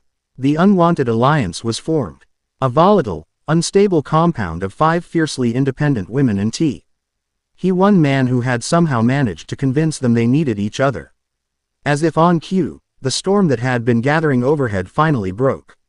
A low roll of thunder echoed through the dead city, and the first cold drops of rain began to fall, spattering on the cobblestones and washing the dust from the faces of the most unlikely team the world had ever seen. Yes, this is it. Percy was practically bouncing in his chair, a half-empty bag of popcorn he'd procured from the camp store clutched in his hand. "Oh, this is gonna be so good. They hate each other. It's perfect. Kaelin is totally going to punch Isolde before this is over. 10 drachmas, I'm calling it now." Annabeth was not listening. She was completely, utterly absorbed, her charcoal pencil flying across a fresh sheet of parchment. She was not drawing a map or a schematic. She was drawing a web, a diagram of the 6 of them in the square in Oakhaven. Lines connected them, annotated with small, sharp notes. Kaelin less than greater than Isolde, pride versus pragmatism. Alara less than greater than Serafina, logic versus faith. Reyna less than greater than all, anarchy versus order. "Percy, do you understand what we just read?" she said, her voice alight with the fire of pure strategic appreciation. "This is the ultimate leadership test. This is harder than leading an army. An army is trained to follow orders. This is like trying to forge a sword out of 5 different, mutually incompatible metals. He has to manage their egos, validate their expertise, align their disparate motivations, and overcome their deep-seated mistrust, all while facing a common enemy. It's the most complex strategic problem I have ever seen." She looked up from her diagram, her gray eyes mirroring the storm that was now truly raging outside the cabin window. The wind howled, and rain lashed against the glass panes. The book lay on the table, its magic a palpable presence in the room, the storm on the page and the storm in their world now one and the same. Annabeth looked at Percy, her expression fierce and determined. The real test is just beginning. Chapter 6 End. Chapter 7. The Tomb of the First King. The storm that the codex had summoned was no longer a mere magical effect, it was a full-throated tempest. A raging child of both Poseidon and Zeus. Rain hammered against the Athena cabin in punishing sheets, and the wind howled with a grief-stricken, mythological fury. Inside, Percy and Annabeth were huddled together under a thick wool blanket, the world outside forgotten. The only light in the room was the silvery, vibrant glow of the book, which now seemed to possess a life of its own. Its pages turning with a soft, deliberate rustle as they finished one and were ready for the next. The boundary between reader and story had grown porous, almost non-existent. As they began the 7th chapter, the book's description of a musty, subterranean tomb filled the cabin. It wasn't just words on a page. Annabeth, a daughter of the goddess of wisdom, a rationalist to her core, could smell it. The distinct, dry, cloying scent of ancient dust, of stale, trapped air, and the faint, cold smell of damp stone. It was impossible, and yet it was as real as the blanket wrapped around her. Percy felt it too, a sudden, unnatural chill that had nothing to do with the storm. "It feels like we're there," he whispered, his voice hushed with awe. He could almost feel the oppressive weight of the earth above them, a feeling he remembered all too well from his own subterranean quests. The book was no longer projecting images, it was transposing sensations, pulling their reality into its own. They were not just reading about Oakhaven's secrets, they were, in some small, terrifying, and exhilarating way, about to unearth them. The rain fell in a steady, silver curtain over the ghost city of Oakhaven. The unwanted alliance, a volatile collection of power and suspicion, was huddled in the relative shelter of a crumbling portico, the water dripping from the cracked marble in a melancholic rhythm. The initial, explosive tension had subsided, replaced by a grim, focused silence.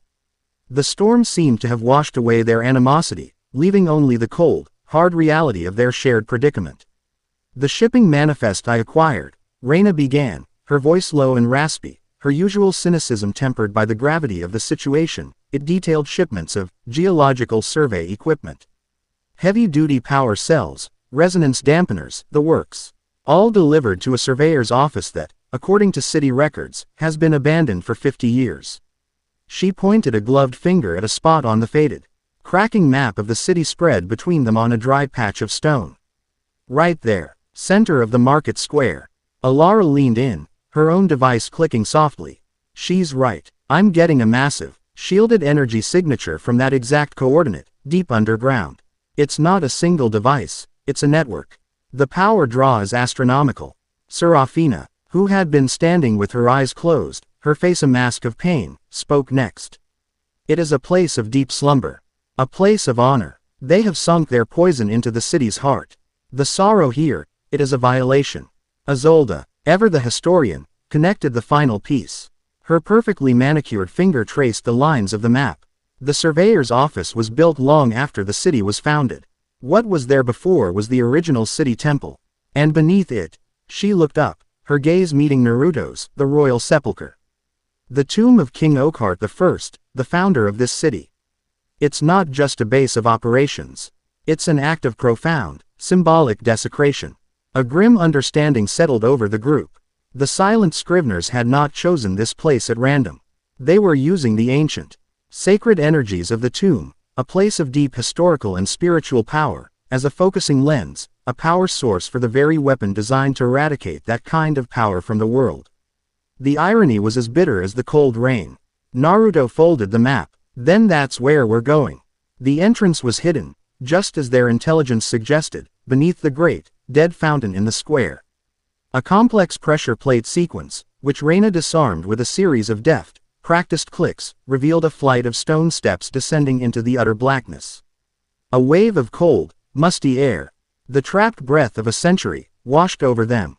"Charming," Alara muttered, activating a bright, chemical glow rod that hissed to life, casting their strained faces in a harsh, blue-white light. The descent was a trial in itself. The air was thin and close, and the silence was absolute, broken only by the drip of water and the sound of their own breathing. The fragile truce was already being tested.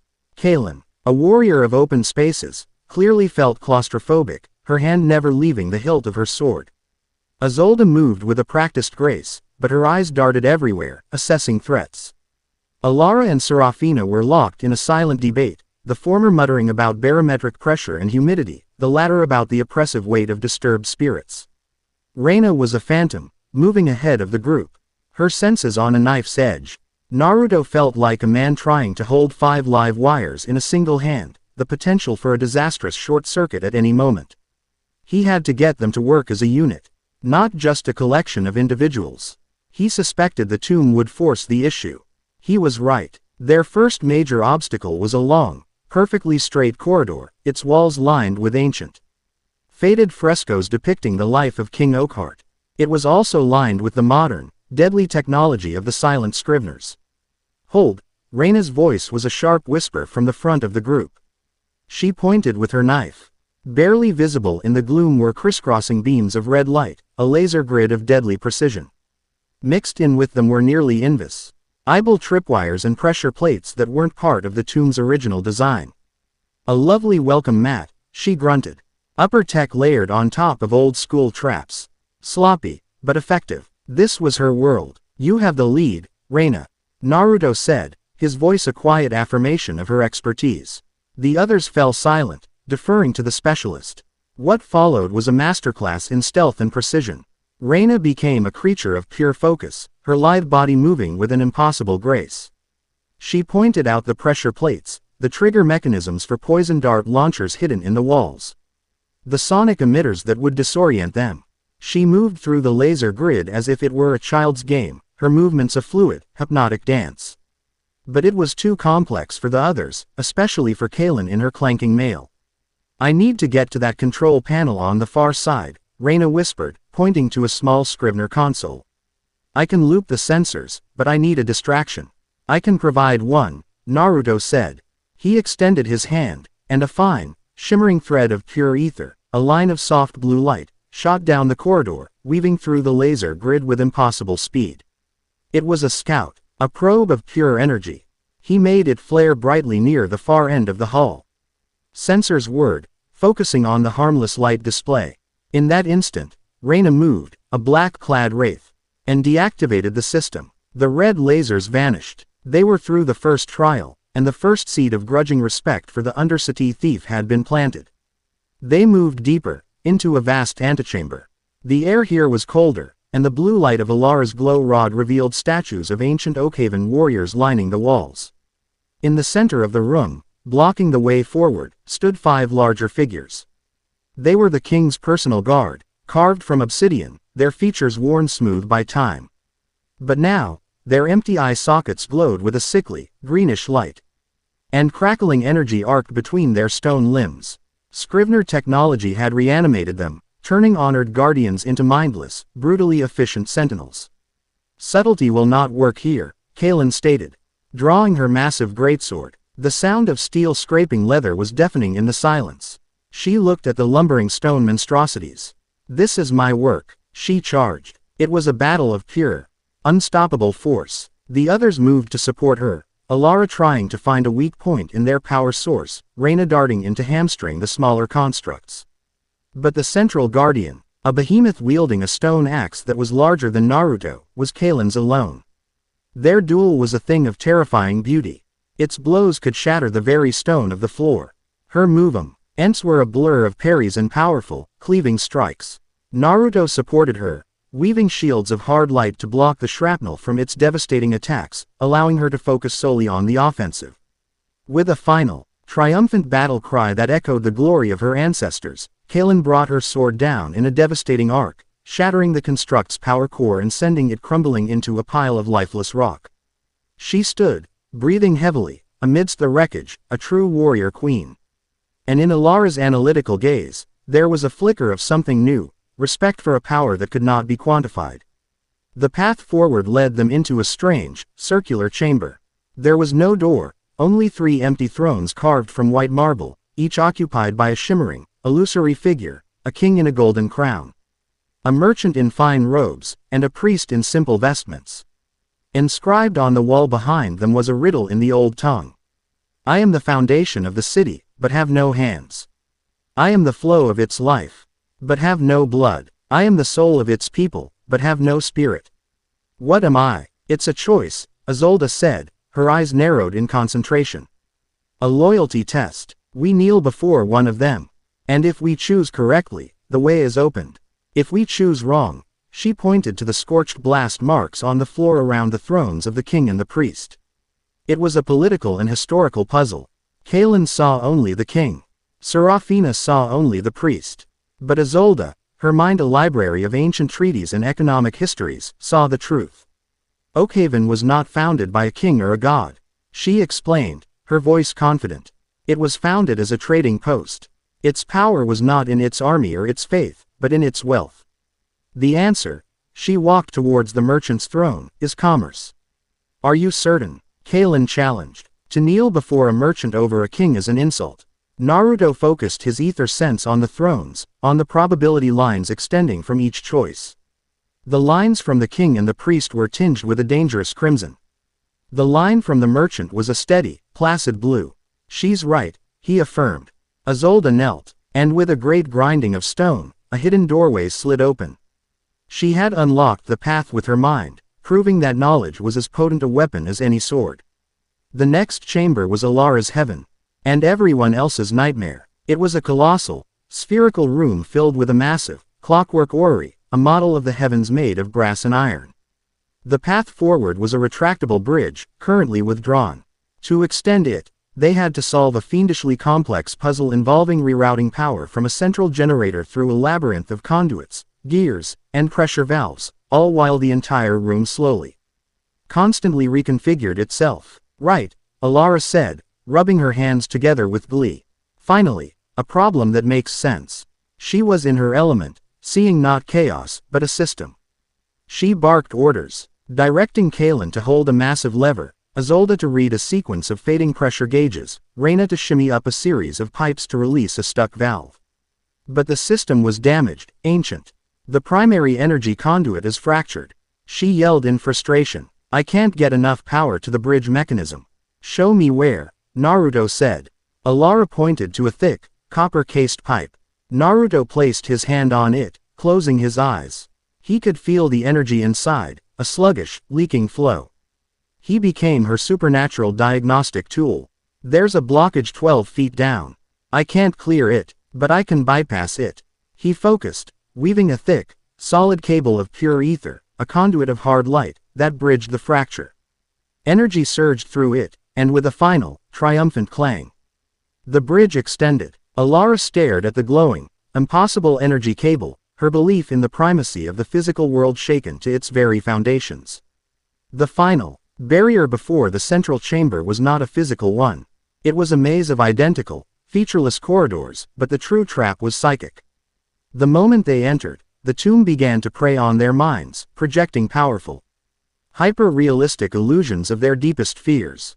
Kalen found herself back on a frozen battlefield, watching her father, the king, fall to an assassin's blade. Alara saw Argent in ruins, her beautiful city of CQS reduced to a smoking crater. Isolde felt the cold sting of a poisoned needle in her neck, her own political ambitions ending in a silent, ignominious death. Aina was back in the lightless oubliette of the Undercity's prison, the walls closing in on her. Even Naruto felt a pang of his deepest fear, a vision of himself alone, his power having consumed his humanity, leaving him an untouchable, a motionless god. They were paralyzed, trapped in their own personal hells.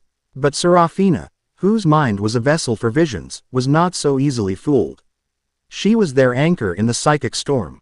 It is not real, she said, her voice a calm, clear bell in the chaos. It is an echo of fear. Listen to my voice. Focus on it. It is a thread to lead you out of the darkness. Her own ether, pure and gentle, radiated outwards, a shield of serenity that pushed back against the tomb's malevolent illusions. The phantoms began to waver, to lose their power. Naruto, shaking off his own vision, moved to her side, standing guard, his spear at the ready, protecting her physical form while she protected their minds. Guided by her voice, they navigated the maze, their eyes closed, trusting her completely. They emerged into the final chamber, shaken and vulnerable, but alive, and bound by a new, profound respect for the quiet mystic they had so easily underestimated. They found a small, safe antechamber to catch their breath before the final confrontation. The change in them was palpable. The air was no longer thick with suspicion, but with the quiet hum of shared experience. Kalen, without a word, offered her waterskin to Alara, who accepted it with a grateful nod. Isolde looked at Reina, who was expertly cleaning her knives. Your skills are remarkable, the spymaster said, her voice holding a genuine admiration. I may have a use for them, when this is over. Reina just grunted, but it was not a hostile sound. They were no longer 5 rivals and a mediator. They were a team, a strange, dysfunctional, and terrifyingly potent team. Okay, that's it, Percy announced, pointing a piece of popcorn at the book. This is officially just like our first trip into the labyrinth. But with more lasers and fewer talking sphinxes. He was completely on edge, caught up in the adventure. Annabeth nodded, her eyes glued to the phantasmal images of the tomb hovering over the page. The structure is classic, a series of trials, each testing a different quality. Wisdom, strength, skill, courage. As they read the description of Alara's complex orrery puzzle, Percy scoffed. See, that's just overly complicated. Look at the big water pipe running along the ceiling in the description. I would have just burst it with a water blast. Short out the whole system, fry all the circuits. Done. Annabeth didn't even look at him, her focus absolute. And flood the entire lower level of the tomb, destroying the structural integrity of the floor, drowning everyone. And most likely causing a cave-in that would trap you for eternity, she retorted, her voice a clinical, matter-of-fact monotone. The structural integrity wouldn't hold that much sudden weight, seaweed brain. Her way was smarter. Quote, Percy opened his mouth to argue, then closed it. She was, as usual, probably right. He watched as they read about Serafina's trial, and how Naruto stood guard over her. See, that's what I do for you when you're doing one of your complicated architecture reading things. Annabeth finally looked at him, a soft, genuine smile gracing her lips. The easy way they talked, the instinctive, shorthand way they analyzed the quest, their banter born from 100 life or death situations of their own. It was a stark contrast to the difficult, messy, newfound teamwork they were reading about. It took us years to get this good, she said, her voice quiet. Years of fighting, and arguing, and trusting each other when it mattered. They've only known each other for a few hours. They looked at the book, then at each other, a new, deeper appreciation for their own hard-won, unshakable bond settling between them. They had walked through their own tombs, solved their own impossible puzzles. Seeing the characters in the story struggle to forge the same kind of connection made their own feel all the more precious. The chapter ended there, with the new, fragile team poised before the final chamber, ready to face the heart of the Scrivener's plan. Chapter 7 End. Chapter 8. A promise forged in ether. In a dimly lit corner of Camp Half-Blood, far from the grand assembly of the mess hall or the proud displays of the armory, sat Cabin 15. The Hecate cabin was a place of quiet, often overlooked magic, built from blocks of stone enchanted to absorb and nullify stray spells. Its windows covered in thick, light-devouring curtains. Inside, the air was thick with the scent of 1,000 dried herbs, of melting wax and old parchment, and the faint, electric tang of raw chaos.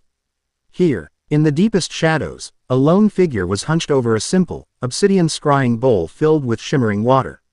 Silas was a son of Hecate, a boy of 15 wi. Ink-stained fingers and eyes that always seemed to be looking at the world from a slight, unsettling angle. He was a creature of the in-between, not strong enough to be a warrior, not boisterous enough to be a leader. His magic too subtle and strange for flashy displays. His power was in the weaving of illusions, the crafting of intricate enchantments, the patient, difficult art of making things that were not real feel real. The codex was his masterpiece. It was the culmination of years of lonely, secret work, an artifact into which he had poured all his dreams of a different kind of hero. All his complex feelings about the gods, and all the loneliness of a boy who lived at the edge of things. He had not truly written it, he had seeded it, creating a magical engine that would grow a woe. RLD from the blueprint of his imagination, a world that would feel as real and vital as the one that so often ignored him. He hadn't given it to anyone. He had simply left it in the Athena cabin library, a message in a bottle cast into the camp's most turbulent intellectual waters, hoping that the right readers would find it. And they had. The image in his scrying bowl was wavering, the sound muffled as if coming from underwater. But he could see them. Percy Jackson and Annabeth Chase. The camp's legends. He watched, his heart pounding, as Percy reacted to the action with a visceral thrill. And as Annabeth deconstructed the strategy with a brilliant, analytical mind.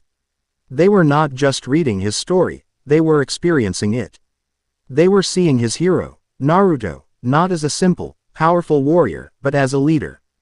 A strategist, a person of quiet depth. They were validating every secret hope he had woven into the book's magical matrix. And as they turned the page to the 8th chapter, the final confrontation in the tomb, Silas leaned closer, holding his breath. This was it. This was the heart of his story. He hoped, with an ache that was almost painful, that they would understand. The antechamber where they had rested was a place of fragile, newfound respect. The final door, a great stone slab covered in faded runes, stood before them. The air that seeped from its cracks was cold, thin, and carried a low, subsonic hum that vibrated in their bones. It was a sound of immense power, and of profound wrongness. This was the heart of the Scrivener's operation. The heart of the silence Serafina had warned them of. With a shared, grim look, Kaelin put her shoulder to the stone. With a groan of protesting hinges that had been sealed for a century, the door swung inward. Hay stepped across the threshold and into the main sepulchre. The sight that greeted them was a breathtaking sacrilege. They were in a vast, natural cavern, its ceiling lost in darkness, stalactites like the teeth of some great sleeping beast hanging above them. The walls were covered in the tomb's original artwork, glowing frescoes of soft blue and silver runes depicting the etheric flow of the world, a map of creation. But the Scriveners had turned this sacred place into a laboratory. Thick, black, insulated cables, like parasitic vines, snaked across the ancient runes, siphoning their power. The gentle blue and silver light turning a sickly, corrupted green where they made contact. In the center of the cavern, where the grand sarcophagus of King Oakheart should have been, was the device. It was a thing of chilling, alien beauty. A perfect sphere of polished, jet-black obsidian, 10 feet in diameter, floated silently in the air. Around it, 3 massive, rune-etched rings of black iron spun in opposite directions, generating the soul-draining hum that permeated the chamber. The air around the device shimmered, and the light seemed to bend, as if being devoured. It was a hole in the world, a vortex designed to suck the magic, the spirit, the very ether, from the continent. Standing before the machine, his hands clasped behind his back as if calmly observing a work of art, was a single man. He was tall and ascetic, dressed in the simple, severe gray robes of the Scrivener order. His face was a mask of calm, intellectual certainty, and his eyes, when they turned to face them, were the unwavering eyes of a true believer. He was older, his hair streaked with silver, and he carried himself with an air of scholarly authority that was far more intimidating than any warrior's bravado. "So," the man said, his voice calm and resonant, carrying easily in the deadened air, "the anomalies have arrived. The warrior princess, the cog witch, the imperial snake, the gutter rat, the mountain witch, and the weaver's son." His gaze settled on Naruto, a flicker of genuine, academic curiosity in his eyes. "You are a living paradox, a creature of destiny who defies all logical prediction. I am High Scrivener Alistair Valerius, and I am pleased you are all here to witness the dawn of a new, rational age." Isolde stiffened. "Valerius, of the Imperial House of Valerius." Alistair gave a thin, dismissive wave of his hand. "I have long since shed the decadent trappings of a corrupt and dying world. My pompous nephew and his games of power are a perfect example of the chaos I seek to erase." "You are desecrating a holy place," Serafina whispered, her hand pressed to her heart as if to ward off the oppressive silence emanating from the machine. "I am repurposing a vessel of superstition," Alistair corrected, his tone that of a patient teacher. "This tomb, this world, is drowning in the chaos of your so-called divine. I have studied the histories. I have read the scrolls.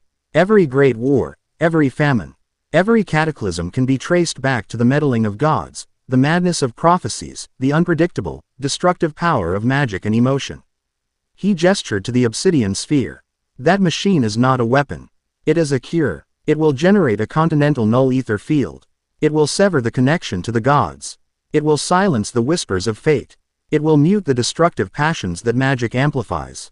It will leave humanity with only one thing: pure, cold, incorruptible logic.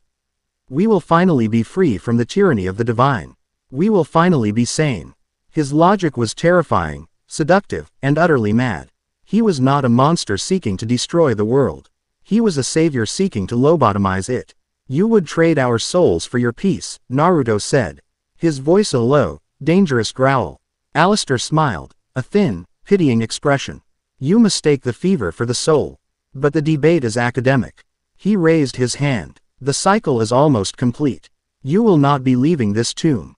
From alcoves in the cavern walls, figures emerged. They were Scrivener automatons, the pinnacle of Argent's technology stolen and perfected. They were 7-foot-tall constructs of black iron, their faces blank plates of metal with a single, glowing green optic. They moved with a silent, deadly grace, wielding blades that hummed with kinetic energy. The plan stands, Naruto said, his voice cutting through the tension. Kalen, Reina, the guards are yours. Alara, the machine. Isolde, you are our eyes. Serafina, hold the line. We do this together. The battle erupted. It was a chaotic, desperate, and perfectly coordinated symphony of violence. Kalen was a storm of steel and fury, her greatsword a blur, meeting the automatons head-on. She was the unbreakable shield, the unmovable wall, every blow she struck sending shudders through the construct's iron frames. But they were tireless, relentless. For every one she smashed, another took its place. Reina was the dagger in the dark. While Kalen engaged them from the front, Reina used the shadows and the cavern's terrain, scaling the walls, dropping from the ceiling, a phantom of leather and steel. She was not strong enough to break them, but she was fast enough, smart enough, to disable them. She plunged her daggers into the exposed conduits at their joints, severing their power supply. Her movements a deadly dance of precision that complemented Kalen's raw power perfectly. From a high, defensible ledge near the entrance, Isolde was the master strategist. Her eyes missed nothing. Alara, 2 hostiles approaching your flank from the western passage. Kalen, the large unit in the center is a command node. Its destruction will disrupt their coordination. Her voice was calm, clear, and authoritative, cutting through the din of battle, directing their disparate strengths into a single, cohesive fighting force. Alara, under the protective cover of a massive stalagmite, was engaged in her own desperate battle. She had managed to jack a console from a fallen automaton into the main device. The Scrivener interface was a nightmare of alien logic and runic code. Her fingers flew across the holographic interface, sweat beading on her brow. Their power core is shielded by recursive logic loops. She yelled. It's like trying to solve a puzzle that actively tries to kill you for getting the right answer. I need more time. At the center of it all stood Serafina and Naruto. The null ether field was intensifying, a palpable pressure that felt like drowning in an ocean of nothingness. It was a psychic poison, designed to drain their will, to snuff out their inner fire. Serafina stood with her eyes closed, her hands held out before her. She was chanting, a soft, melodic hum that seemed impossibly fragile in the face of the machine's oppressive silence.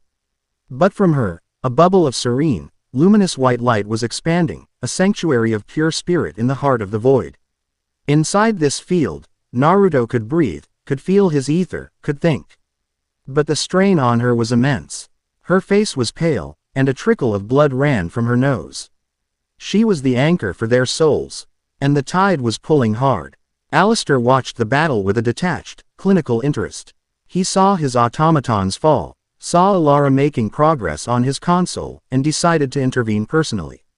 He ignored the others. His target was Naruto. He raised a device on his wrist, and a focused beam of pure, shimmering distortion shot out, not at Naruto's body, but at his mind.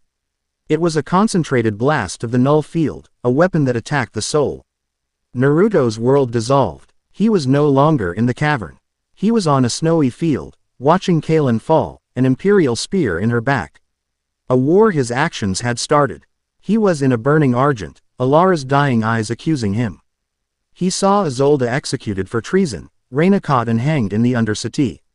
Serafina consumed by a darkness he had failed to contain. He saw every possible failure, every probability line where his choices led to ruin, all the pain and chaos that came from a world destiny was real and heroes were just kindling for the next great fire. It was a brutal, overwhelming assault, designed to shatter his will, to make him accept the Scrivener's cold, peaceful alternative. He staggered, a cry of anguish torn from his throat. The visions were too real, the pain too sharp.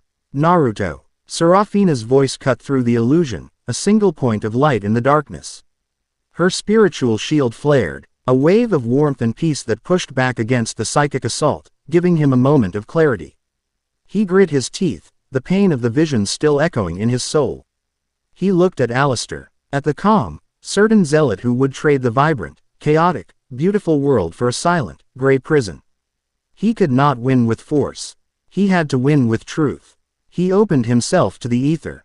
Not to fight, but to weave. He did not block the Scrivener's device, he hijacked it. He gathered the threads of probability, the infinite, colorful strands of what might be. And he poured them into the null field, shaping it, giving the emptiness a voice. He seized control of Alistair's own weapon and aimed it back at its master. Alistair stumbled back, his calm expression shattering as the vision flooded his mind. He was not shown a world of heroes and love. He was shown the world he wanted to create, the true, ultimate conclusion of his own cold logic. He stood on a street in a perfectly clean, perfectly ordered Zenthian capital. The sky was a uniform, cloudless gray. The buildings were identical, functional blocks. The people, dressed in simple, identical gray tunics, walked in straight, efficient lines. There was no art, no music, no laughter. He saw a couple embrace, a passionless, biologically driven act. He saw a child receive a nutritional paste, its face devoid of joy or curiosity. He saw a world without ambition, without grief, without hope, without sacrifice, without love. A perfect, logical, orderly, and utterly meaningless machine. A universe of zombies. It was the gray, silent, eternal scream of a soul that had been erased. It was the perfect peace of the grave. The psychic blow did what no sword ever could. It shattered his faith. Alistair, the man who had sacrificed everything for his logical ideal, was broken by the sheer, soul-crushing horror of its perfection. He dropped his device and collapsed to his knees, his face a mask of utter desolation. "What have I done?" he whispered, the words swallowed by the hum of his dying dream. "Now, Alara!" Naruto roared. With a triumphant cry, Alara slammed her fist down on the console. "Enjoy your catastrophic resonance cascade, you bastard." A high-pitched whine rose from the obsidian sphere. Cracks of brilliant white light spider-webbed across its surface. The spinning rings ground to a halt. With a final, soul-shaking groan that was the opposite of its oppressive hum, the machine imploded, vanishing in a silent flash of light that left behind only a faint, lingering smell of ozone. The oppressive silence was gone. The soft blue and silver light of the tomb's ancient runes returned, bathing the cavern in a gentle, peaceful glow. The battle was over. The team stood amidst the wreckage of the automatons. Battered, bleeding, and utterly exhausted, but victorious. And then the adrenaline faded, and the true cost of the battle made itself known. Naruto staggered, the backlash from the psychic duel hitting him like a physical blow. He fell to one knee, his head pounding. Serafina was instantly at his side, her gentle hands on his temples, her own depleted Argy a soothing balm on his fractured senses. "Breathe, Weaver's son," she whispered. "The storm has passed." He looked at her, his eyes full of a gratitude that needed no words. Kaelin approached, her face grimed with sweat and oil, her greatsword resting on her shoulder. She looked down at him, not with pity, but with the profound, non-verbal respect of one warrior for another. She simply nodded, a promise of shared strength passing between them. From across the cavern, Isolde met his gaze. Her immaculate robes were torn, her hair was a mess, but she was smiling. A real smile this time. A slight, knowing smile that said, "Our alliance is no longer a matter of convenience, it is a matter of fact." Alara limped over, clutching her side where a piece of shrapnel had hit her. She looked at T. He spot where her etheric bypass had saved them. "Your unconventional energy conduit was structurally unsound but surprisingly effective," she said, her voice gruff. Coming from her, it was the highest possible praise. Reyna appeared at his other side, wiping her bloody dagger on her trousers. She tossed a small, corked vial into his lap. "Healing potion," she grunted. "Don't die on me, Upper. You still owe me double." A rare, genuine grin flashed across her face. "Not bad, not bad at all." He looked at the 5 incredible, impossible women around him. The warrior, the artificer, the spymaster, the thief, and the mystic. They were no longer anomalies. They were a team, and their promise to each other, a promise to face the coming darkness, had been forged not in words, but in the pure, undeniable fire of the ether itself. "Yes, ha." In your face, mister. Boring gray world. Percy leapt to his feet, pumping his fist in the air, nearly upsetting the table. He turned the bad guy's brain into scrambled eggs with pure awesome. That was the coolest fight I have ever read. Annabeth was leaning back in her chair, her expression a mixture of exhaustion and deep, profound thought. The storm outside the cabin was finally beginning to subside, its fury spent, the angry hammering of the rain lessening to a gentle patter. But was he wrong, though? She asked softly, her question cutting through Percy's triumphant cheering. He stopped, looking at her in confusion. Valerius, she clarified, his diagnosis of the world's problems, the chaos the gods cause, the pain of prophecies, destruction that follows demigods, he wasn't entirely wrong, was he? His cure was a nightmare, but his reasons, they made a horrible kind of sense. Percy sat back down, his celebratory mood deflating slightly as he considered her words. Yeah, well, being a hero isn't supposed to be clean. It's messy. It's chaotic. That's the price of being free, I guess. Exactly, Annabeth said, her eyes alight with the core theme of the story. Valerius wanted to eliminate the price, but Naruto proved that what you get in return isn't freedom, it's just emptiness. He didn't just win by being stronger. He won by understanding the fundamental flaw in his enemy's philosophy. He didn't just win the fight, he won the argument. She shook her head in awe. That's a victory Athena herself would be proud of. They looked at the final scene. Naruto on his knee, surrounded by his new allies. And that last part, Annabeth continued, her voice softer now. Letting them see him falter. Admitting he was hurt. That's the strongest thing he's done. That's what forges a real team. Not just a commander they fear, but a leader they'll follow. They finished the chapter, emotionally drained but deeply satisfied. The book's glow softened, its magic receding with the passing of the story's storm. Outside, the clouds were breaking, and a single, determined ray of sunlight pierced the gloom, shining through the window of the cabin. The climax was over, the threat neutralized, but they both knew the story was far from finished. The Scriveners were a symptom, not the disease, and the newly forged, unlike Lee team would have a whole world of new troubles to face. Chapter 8 End. Chapter 9. The Parliament of Rivals. The sun was high and bright over Camp Half-Blood, a cheerful, unapologetic beacon in a perfect blue sky. The world had moved on from the storm. The grass was drying, the campers were laughing, and the day's schedule was proceeding with its usual chaotic energy. Inside the Athena cabin, however, time had taken on a strange, elastic quality. Percy and Annabeth were slumped in their chairs, the aftermath of their literary marathon a palpable weight in the air. They were profoundly, deeply exhausted. The kind of bone-deep weariness that comes from a night spent battling monsters, or in this case, watching others do so. The tantalizing, smoky aroma of barbecue wafting from the mess hall was a powerful siren song. A reminder of a world that existed beyond the pages of the codex. Okay, Percy said, his voice a gravelly murmur. We have to stop. For real this time. I'm the judge for the canoe races this afternoon. And if I fall asleep and the Stoll brothers win by cheating again, Chiron will have my hide. And I'm supposed to be overseeing the structural repairs on the big house roof, Annabeth added. Rubbing her tired eyes. The harpies did a number on the support beams during the last full moon. They stared at the book. It lay dormant on the table, a simple, dark Thayer volume that held a universe inside it. They knew they should get up. They knew they had responsibilities. But the gravitational pull of the story was immense. They had survived the tomb, witnessed the forging of their strange team. What happened next? How did a world at the brink of war react to the revelation of a common, existential threat? One more chapter. Percy found himself saying, He words a betrayal of his own logical conclusion. Just one. To see what happens after. Then we face the day. I promise. Annabeth hesitated for only a second before a slow, tired smile spread across her face. It's a terrible idea. We'll be useless all day. She reached out and placed her hand on the cover. Let's do it. As she opened the book, the magic that flowed from it felt different yet again. It was not the raw, elemental fury of the storm or the cold, musty chill of the tomb. This was a more complex, refined magic. The faint, ghostly images that appeared were of stately banners bearing the crests of different nations. Of grand, sunlit halls with soaring columns, and of crowds of people in formal attire.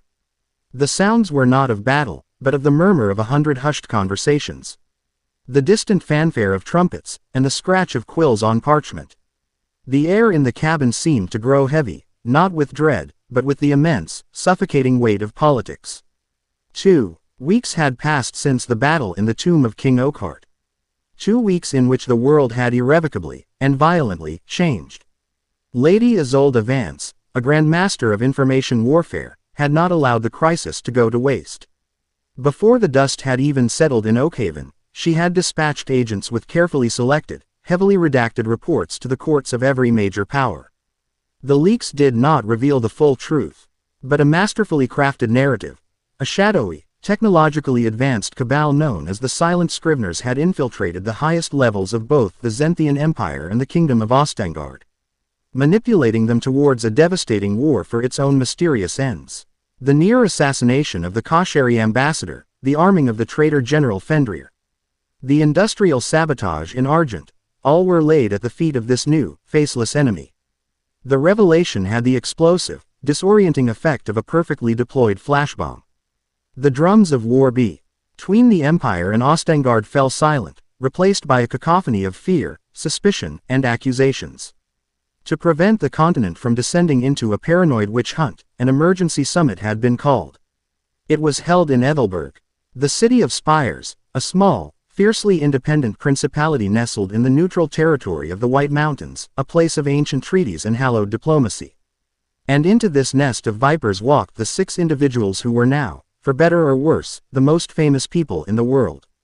The heroes of Oakhaven. Their arrival was a spectacle. When they walked into the great hall of the Parliament, a hush fell over the assembled delegates. Kings, generals, ambassadors, and spymasters, the most powerful people on the continent, all turned to stare at the unlikely group.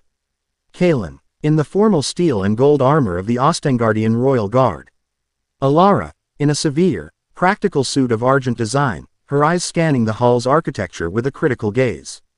Isolde, a vision of imperial grace in flowing purple silk, moving with the easy confidence of a woman in her natural habitat. Reyna, a phantom in dark, unassuming leathers, her precinct. A jarring note of pragmatic lethality amidst the perfumed diplomats, her eyes missing nothing from the shadows of the colonnade. Serafina, a point of serene calm in her saffron robes, her gentle PR. Essence a strange and powerful counterpoint to the room's aggressive energy. And Naruto, in a simple, dark tunic that marked him as belonging to no single faction, the quiet, undeniable center of their strange constellation. They were no longer a collection of rivals. In the past 2 weeks, they had been debriefed, interrogated, and analyzed. The forced proximity had forged them into something new. They moved with a shared purpose. A quiet understanding in their glances, an invisible barrier that separated them from the rest of the world that could not possibly comprehend what they had faced together in the dark. They were regarded with awe, with fear, with political desire. They were heroes to some, weapons to others, threats to many. The summit was a grinding, exhausting affair of posturing, accusations, and political maneuvering. Naruto and his companions gave their testimony, their unified account of the Scrivener's plot sending shockwaves through the assembly. But the real work as happening in the moments between the formal sessions, in the quiet conversations and the forging of new, fragile alliances. It was in these moments that Naruto sought to understand and solidify the bonds with the 5 extraordinary women who had become the cornerstones of his new reality. He found Kaelin in the vast, echoing armory of the Ethelberg citadel, the air thick with the smell of steel, oil, and old leather. She was practicing, her greatsword a blur of controlled, deadly force as she moved through a series of complex forms. She fought, he had come to realize, to quiet her mind. He picked up a pair of blunted practice swords and stood opposite her. "You are troubled, princess," he said. "I am a warrior, not a politician," she grunted, her blade whistling as she lunged. He parried, the impact jarring his arm.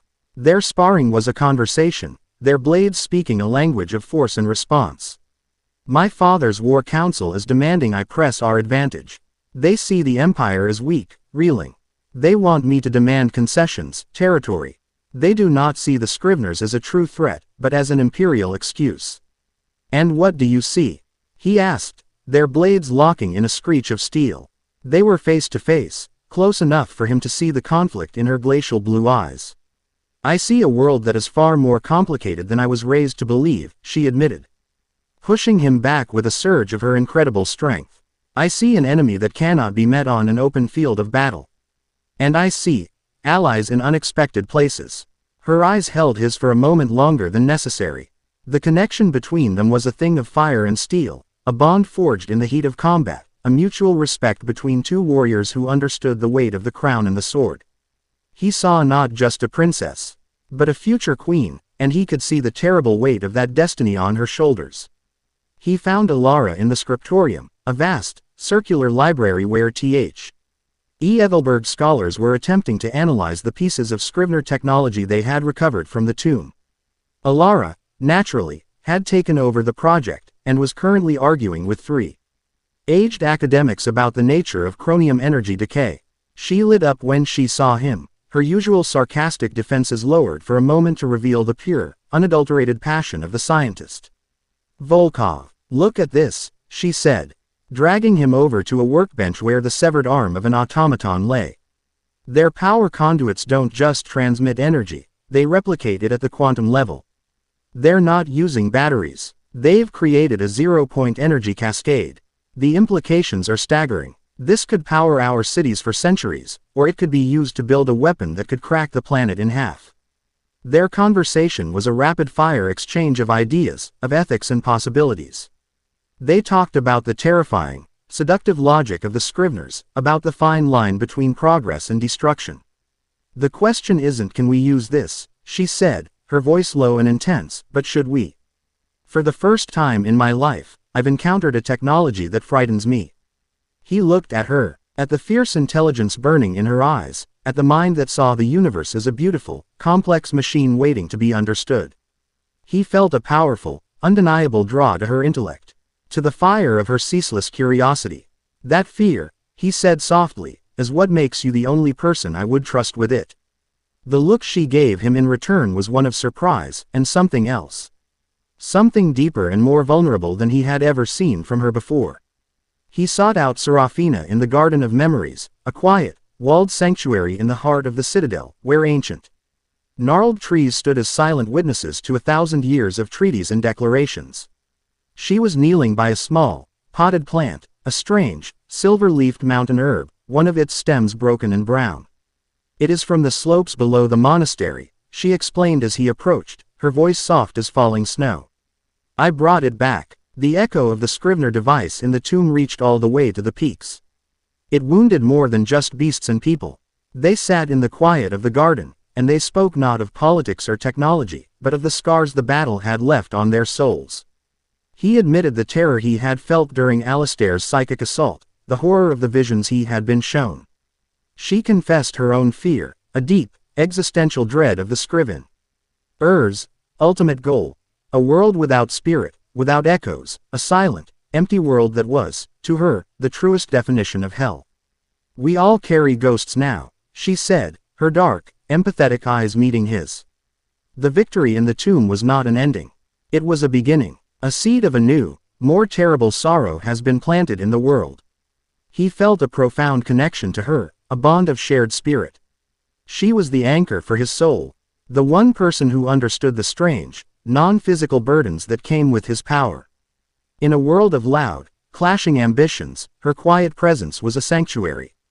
He met Isolde in her private chambers, a suite of rooms that was a small island of imperial luxury in the austere citadel. They sat across from each other at a board of polished obsidian and ivory, playing a game of Praxian strategy.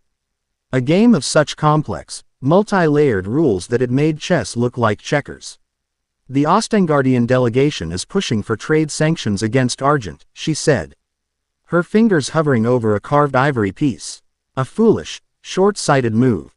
They blame the city for the Scrivener's technology, rather than seeing them as another victim. It is a move born of fear, Naruto countered, sliding a piece of obsidian forward. They fear what they cannot understand. Fear is the currency of politics, Isolde replied, a small, knowing smile on her lips. And I am a master of its exchange rates. Their game was a perfect metaphor for their relationship, a sharp, dangerous, and exhilarating dance of wits. She laid out the political landscape, the secret agendas, the hidden alliances. He listened, offering insights from his unique perspective, seeing the probability lines and emotional currents that she could not. He had come to respect her cunning, to see it not as a character flaw, but as a vital, necessary weapon in the war they were fighting. And she, in turn, had come to see his unshakable integrity not as a weakness, but as a strange, incomprehensible, and utterly formidable source of power. He found Reyna where he knew she would be, high on the slate rooftops of the citadel, far above the pomp and ceremony of the summit. She was perched on the head of a stone gargoyle, sharing a leather flask of cheap, potent undercity spirits with him as they looked down on the gilded cages below. Look at them, she said, her voice a low, contemptuous growl. Scrambling around like ants whose hill has been kicked. They talk about saving the world, but they're just deciding how to carve it up for themselves once the dust settles. Someone has to lead, Naruto said, taking a sip from the flask. The spirit was fiery and burned a clean path down his throat. Yeah, and who leads the people who get their homes crushed when one of these fancy lords decides to build a new summer palace? She shot back, her cynicism a shield she wore like armor. They sat in silence for a while, the comfortable silence of two outsiders. It was here, away from the expectations and the titles, that he felt he could be the most honest. It's complicated, he began, the word feeling small and inadequate. What is? She asked, her gaze sharp. All of this, them. He didn't have to specify who. Kalen, Alara, Isolde, Serafina, and you. The bond we all forged in that tomb was real. The feelings that have grown from it, they're real, too. And I don't know what to do with them. Reyna was silent for a long time. She took another swig from the flask. Yeah, well, she said finally, her voice softer than he had ever heard it. You're the only PPER who's ever treated me like I was more than a tool or a charity case. You're the only one who's ever bothered to look down from the top of the wall. She looked at him, her flinty eyes holding a raw, unexpected vulnerability. So, here's some free advice. Don't lie. Not to them. Not to me. Whatever this is, whatever you decide to do, just don't lie. We've had enough of that. The chapter of their lives that had been Oakhaven was over. Now, a new one was beginning. The six of them stood together before the full Parliament of Ethelberg, ready to give their final, public testimony. They stood not as representatives of their nations, but as a single, united front. They were no longer rivals. They were a force of nature in their own right, a new power in a world that was desperately afraid of the old ones. And as Naruto looked at the faces of the 5 women standing with him, he knew that Reyna was right. The path forward was uncertain, dangerous, and complicated, but it had to be walked with honesty. The sun was now high in the sky, streaming into the Athena cabin. The chapter had ended. Percy stretched, groaning as his muscles protested the long hours of sitting. He looked at the dormant book, a frustrated expression on his face. That was a lot of talking, he said, stating the obvious. He turned to Annabeth, his brow furrowed. So, who does he pick? He's in love with all of them, or something. He's gotta choose one, right? That's how stories work. He voiced the simple, direct desire for a conventional, easy resolution.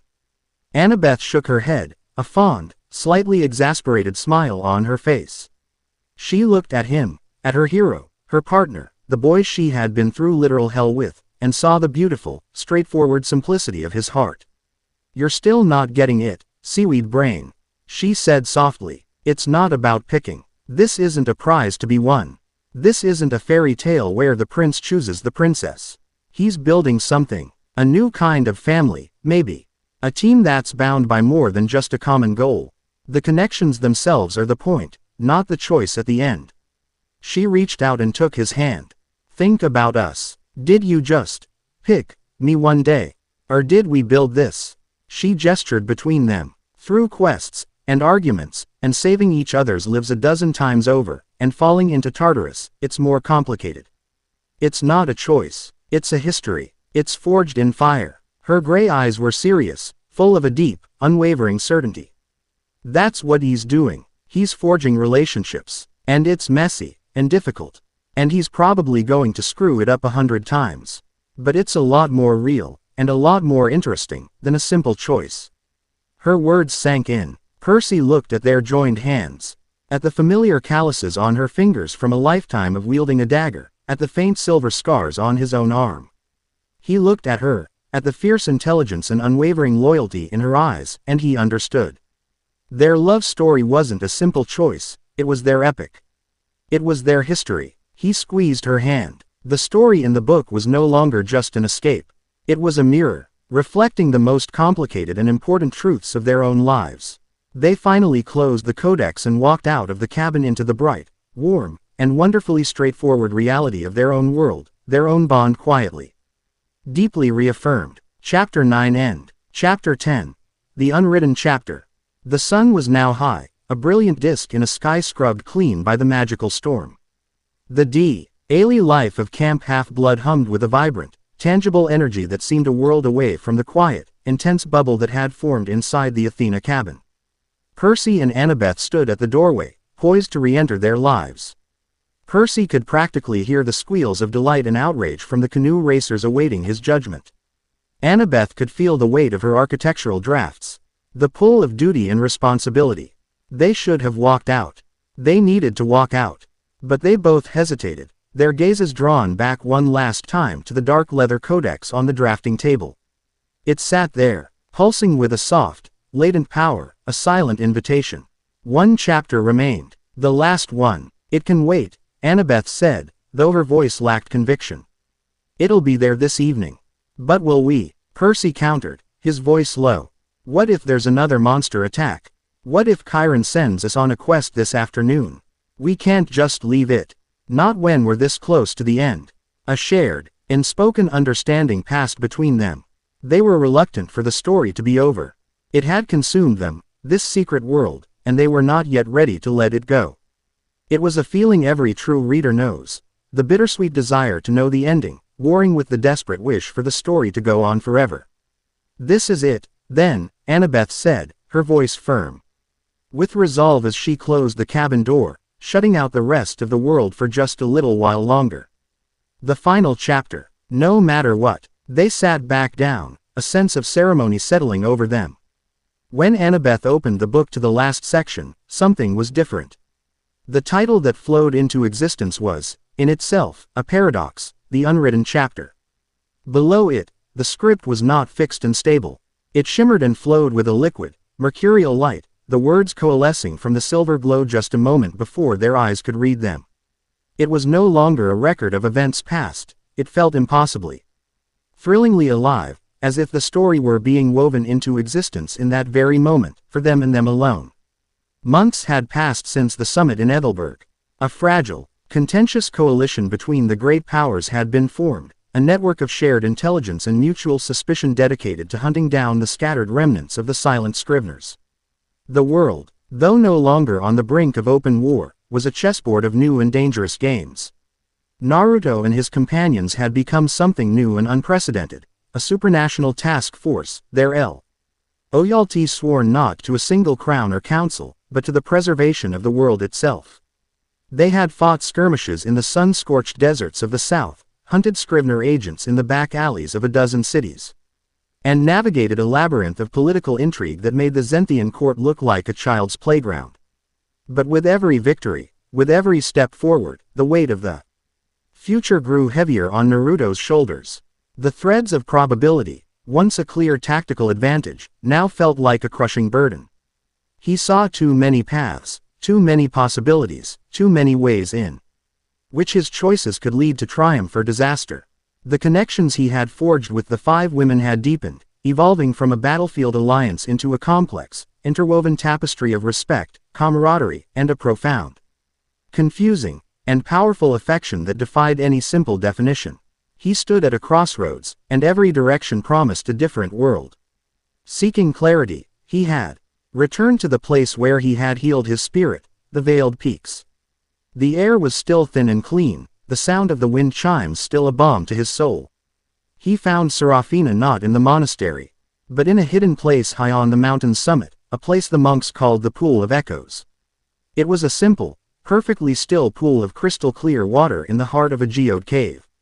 The walls of the cave were lined with massive, luminous crystals that pulsed with a soft, internal light, the concentrated ether of the mountain itself. The air was humming with a power so pure and potent it was almost overwhelming. The battle in the tomb, the machine's implosion, it did not just break the Scrivener's device, Serafina explained, her voice echoing softly in the cavern. It sent a shockwave through the great tapestry. It has thinned the veil between what is and what could be. Here, in this place of power, the echoes of your potential futures are very loud. She looked at him, her dark, honey-colored eyes full of a deep and solemn compassion. I cannot choose your path, Naruto. But I can help you see the landscapes that lie at the end of each one. Look into the water, not with your eyes, but with your heart. I will be your guide. He knelt at the edge of the pool. The water was as smooth and dark as polished obsidian, reflecting not the crystal cave around them, but the star-dusted infinity of a night sky. He took a deep breath, quieted his mind, and looked. The visions came. The first vision was of snow and steel. He saw himself standing on the high battlements of Skolheim, the capital of Ostangard. The air was biting cold, and the sky was a stark, clear blue. He was older, his face etched with the lines of 100 battles, and he was wearing the dark, practical armor of an Ostangardian general. Kaelin was beside him, her hand resting on his arm. She was the queen now, her beauty made formidable by the crown of iron and gold on her brow, her gaze as fierce and proud as ever. Below them, an army. Their own army, cheered, their voices a single, thunderous roar. They had just won a great victory, crushing the last major Scrivener stronghold. He felt a deep, abiding sense of honor, of duty fulfilled. He felt Kaelin's strength beside him, a mirror of his own. Theirs was a bond forged in mutual respect in the crucible of war. But as he looked out at the world, he saw a landscape of fortified borders and armed camps. He saw a generation of children raised on tales of battle. Their world was safe, it was secure, it was honorable, but it would never truly be at peace. The fight was all it knew. The second vision was of brass and light. He was in a gleaming, sunlit laboratory at the heart of a transformed Argent. The air hummed not with the grind of steam and coal, but with the clean, silent power of 100 etheric engines. Alara was at his side, her face alight with a brilliant, triumphant smile, her usual cynicism completely absent. They were presenting their greatest creation, the Caduceus Initiative, a network of devices that used a fusion of his ether weaving and her engineering to purify polluted lands and heal blighted crops. He felt a profound sense of intellectual accomplishment, of having created something that would truly better the world. He felt Alara's mind as a perfect complement to his own, their shared creation a testament to their synergy. But as he looked at the perfectly logical, perfectly efficient city around him, he saw that the old, chaotic, beautiful temples had been replaced by power converters. The wild, unpredictable magic of the world was being systematically tamed, categorized, and made safe. Their world was one of progress, of health, of logic, but it was slowly losing its soul. The third vision was of silk and shadow. He stood in the grand hall of the Zenthian imperial palace, the very place he had once felt so out of place. He was dressed in the fine, dark silks of a prince consort. Isolde was on the throne, the imperial scepter in her hand, her expression serene and powerful. She had outmaneuvered her rivals, exposed the last of the Scrivener sympathizers in the court, and forged a continental peace treaty that was a masterpiece of diplomacy. He was her closest advisor, her secret weapon, his ability to sense intent and probability making them an unbeatable political force. He felt the deep, intoxicating satisfaction of the great game won, of having brought order to a chaotic world through cunning and intellect. He felt Isolde's sharp, brilliant mind as a thrilling, dangerous dance partner. But their peace was a fragile thing, maintained by a web of spies, secrets, and necessary compromises. He saw the fear in the eyes of the ambassadors who bowed before them. Their world was stable, it was prosperous. It was at peace, but it was a gilded cage, built on a foundation of manipulation and fear. The fourth vision was of rain and fire. He was on a rooftop in the undercity of Zentham, but it was not the dark, Oppressed place he had first visited. It was a place of vibrant, chaotic life. Bonfires burned in the squares, music played, and the people cheered his name. Reyna was at his side, her arms slung around his shoulders, a wild, joyous, and utterly free smile on her face. They had done it. They had led a revolution, not just in the Undercity, but across the continent.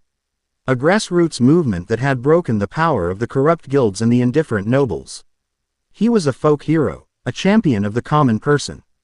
He felt a thrilling sense of freedom, of justice served. He felt Reyna's fierce, independent spirit as a blazing fire that warmed his own. But as he looked at the cheering crowds, he saw the factions already beginning to form, new leaders vying for power. The old patterns of greed and ambition beginning to reassert themselves.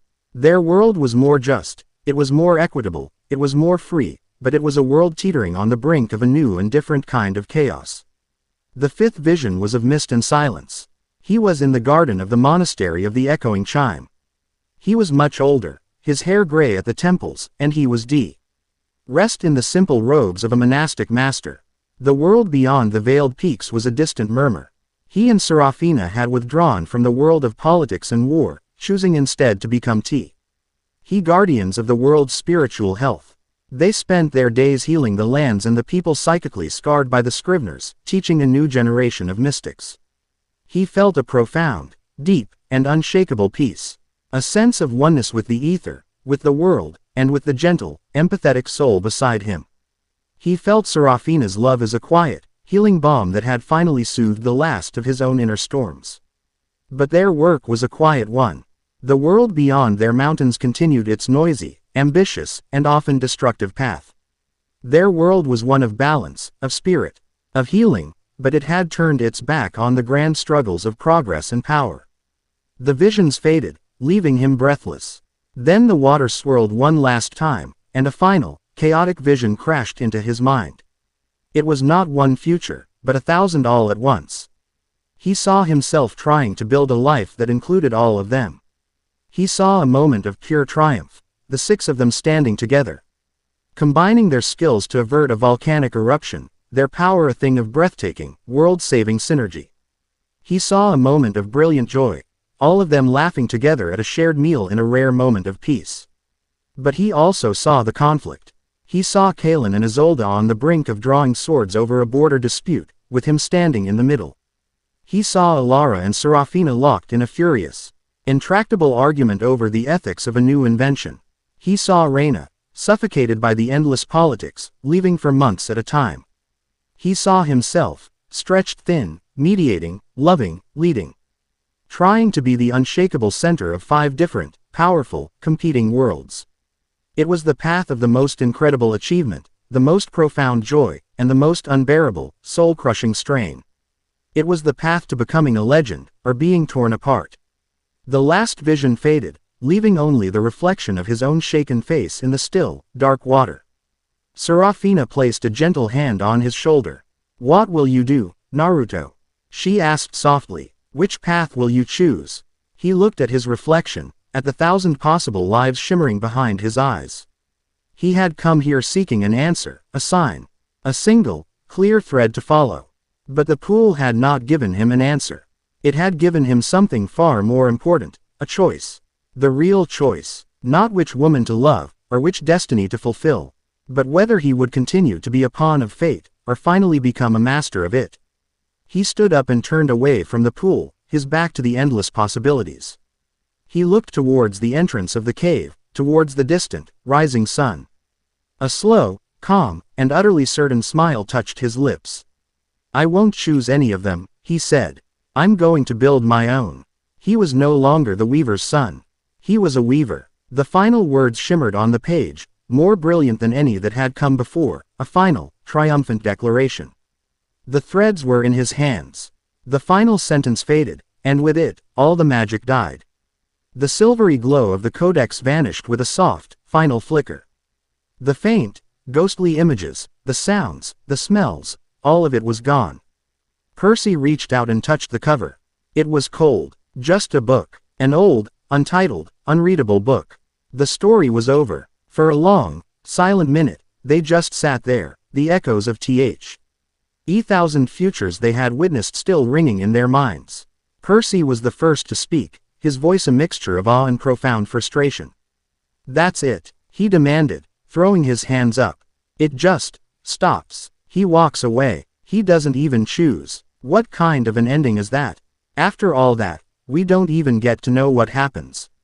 Annabeth, however, was smiling. It was not a happy smile, not a sad one.